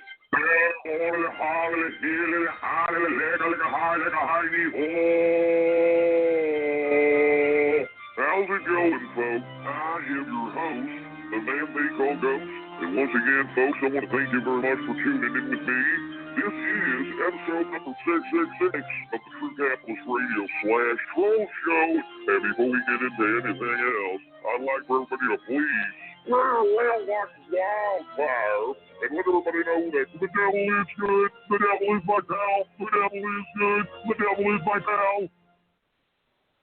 What is it with this goddamn satanic splices, man? What is it? Can somebody explain this to me? I don't get it. I don't get it. Anonymous radio graffiti. We got 8 equal radio fucking graffiti. Leave Raiden Snake alone. The crack rabbit. No, that's fresh. The chair sniffer. Jesus Christ. Billy the belt boy. Unwarranted Texas son of a... Don't you dare talk about Texas. Give me the mic. I dare you come down here to Texas to sell a water bottle merch.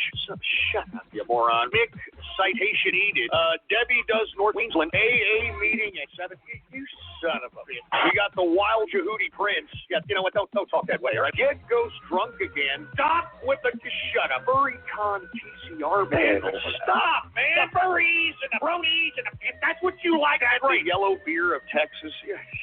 Yeah, you guys are just not going to give this up. You don't want me to start drinking again? Is that it, huh? Just one drink goes. Shut up! We'll sell water filter merch. No. My filters, my water filters, my filters. The Arabian snake. Everclear second harvest. We got senile ghost. Yeah, what are you talking about, senile ghost? I'm very lucid. Raiden will pay caliphate on its way. Leave Raiden Snake alone. The African bottle scratcher. All right. That's enough, man. That's enough. You know what? Shut up. I just freaking said that, for Christ's sake, man. I just freaking said that. Man, you freaking internet butt stalker splicers, man. You got a lot of freaking problems, man. You got a lot of freaking problems. We got 647 Radio Graffiti.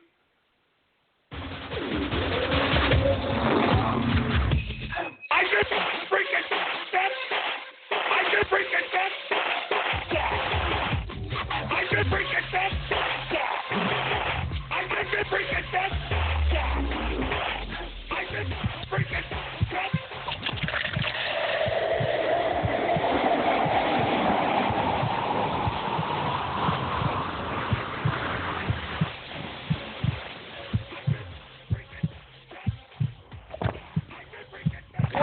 What the hell? What the hell is this crap?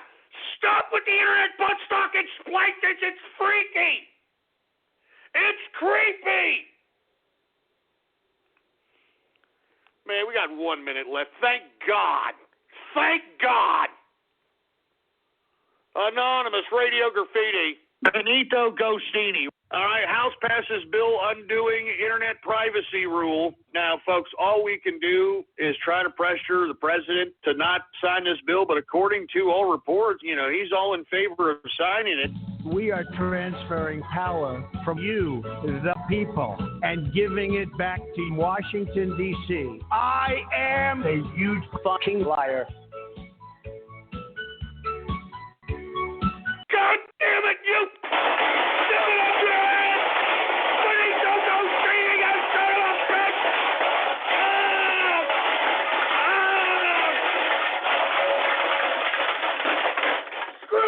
Benito Gostini, you stupid son of a bitch!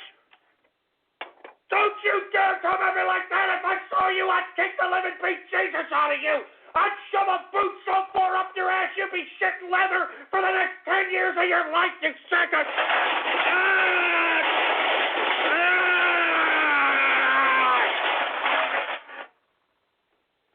Damn it! I'm done with this goddamn tainted Taco Tuesday. I'm done. Stick a goddamn fork in me. I'm done. Screw all you troll terrorists and cyber vermin. You people are going to drive me to drink. You people are going to drive me to...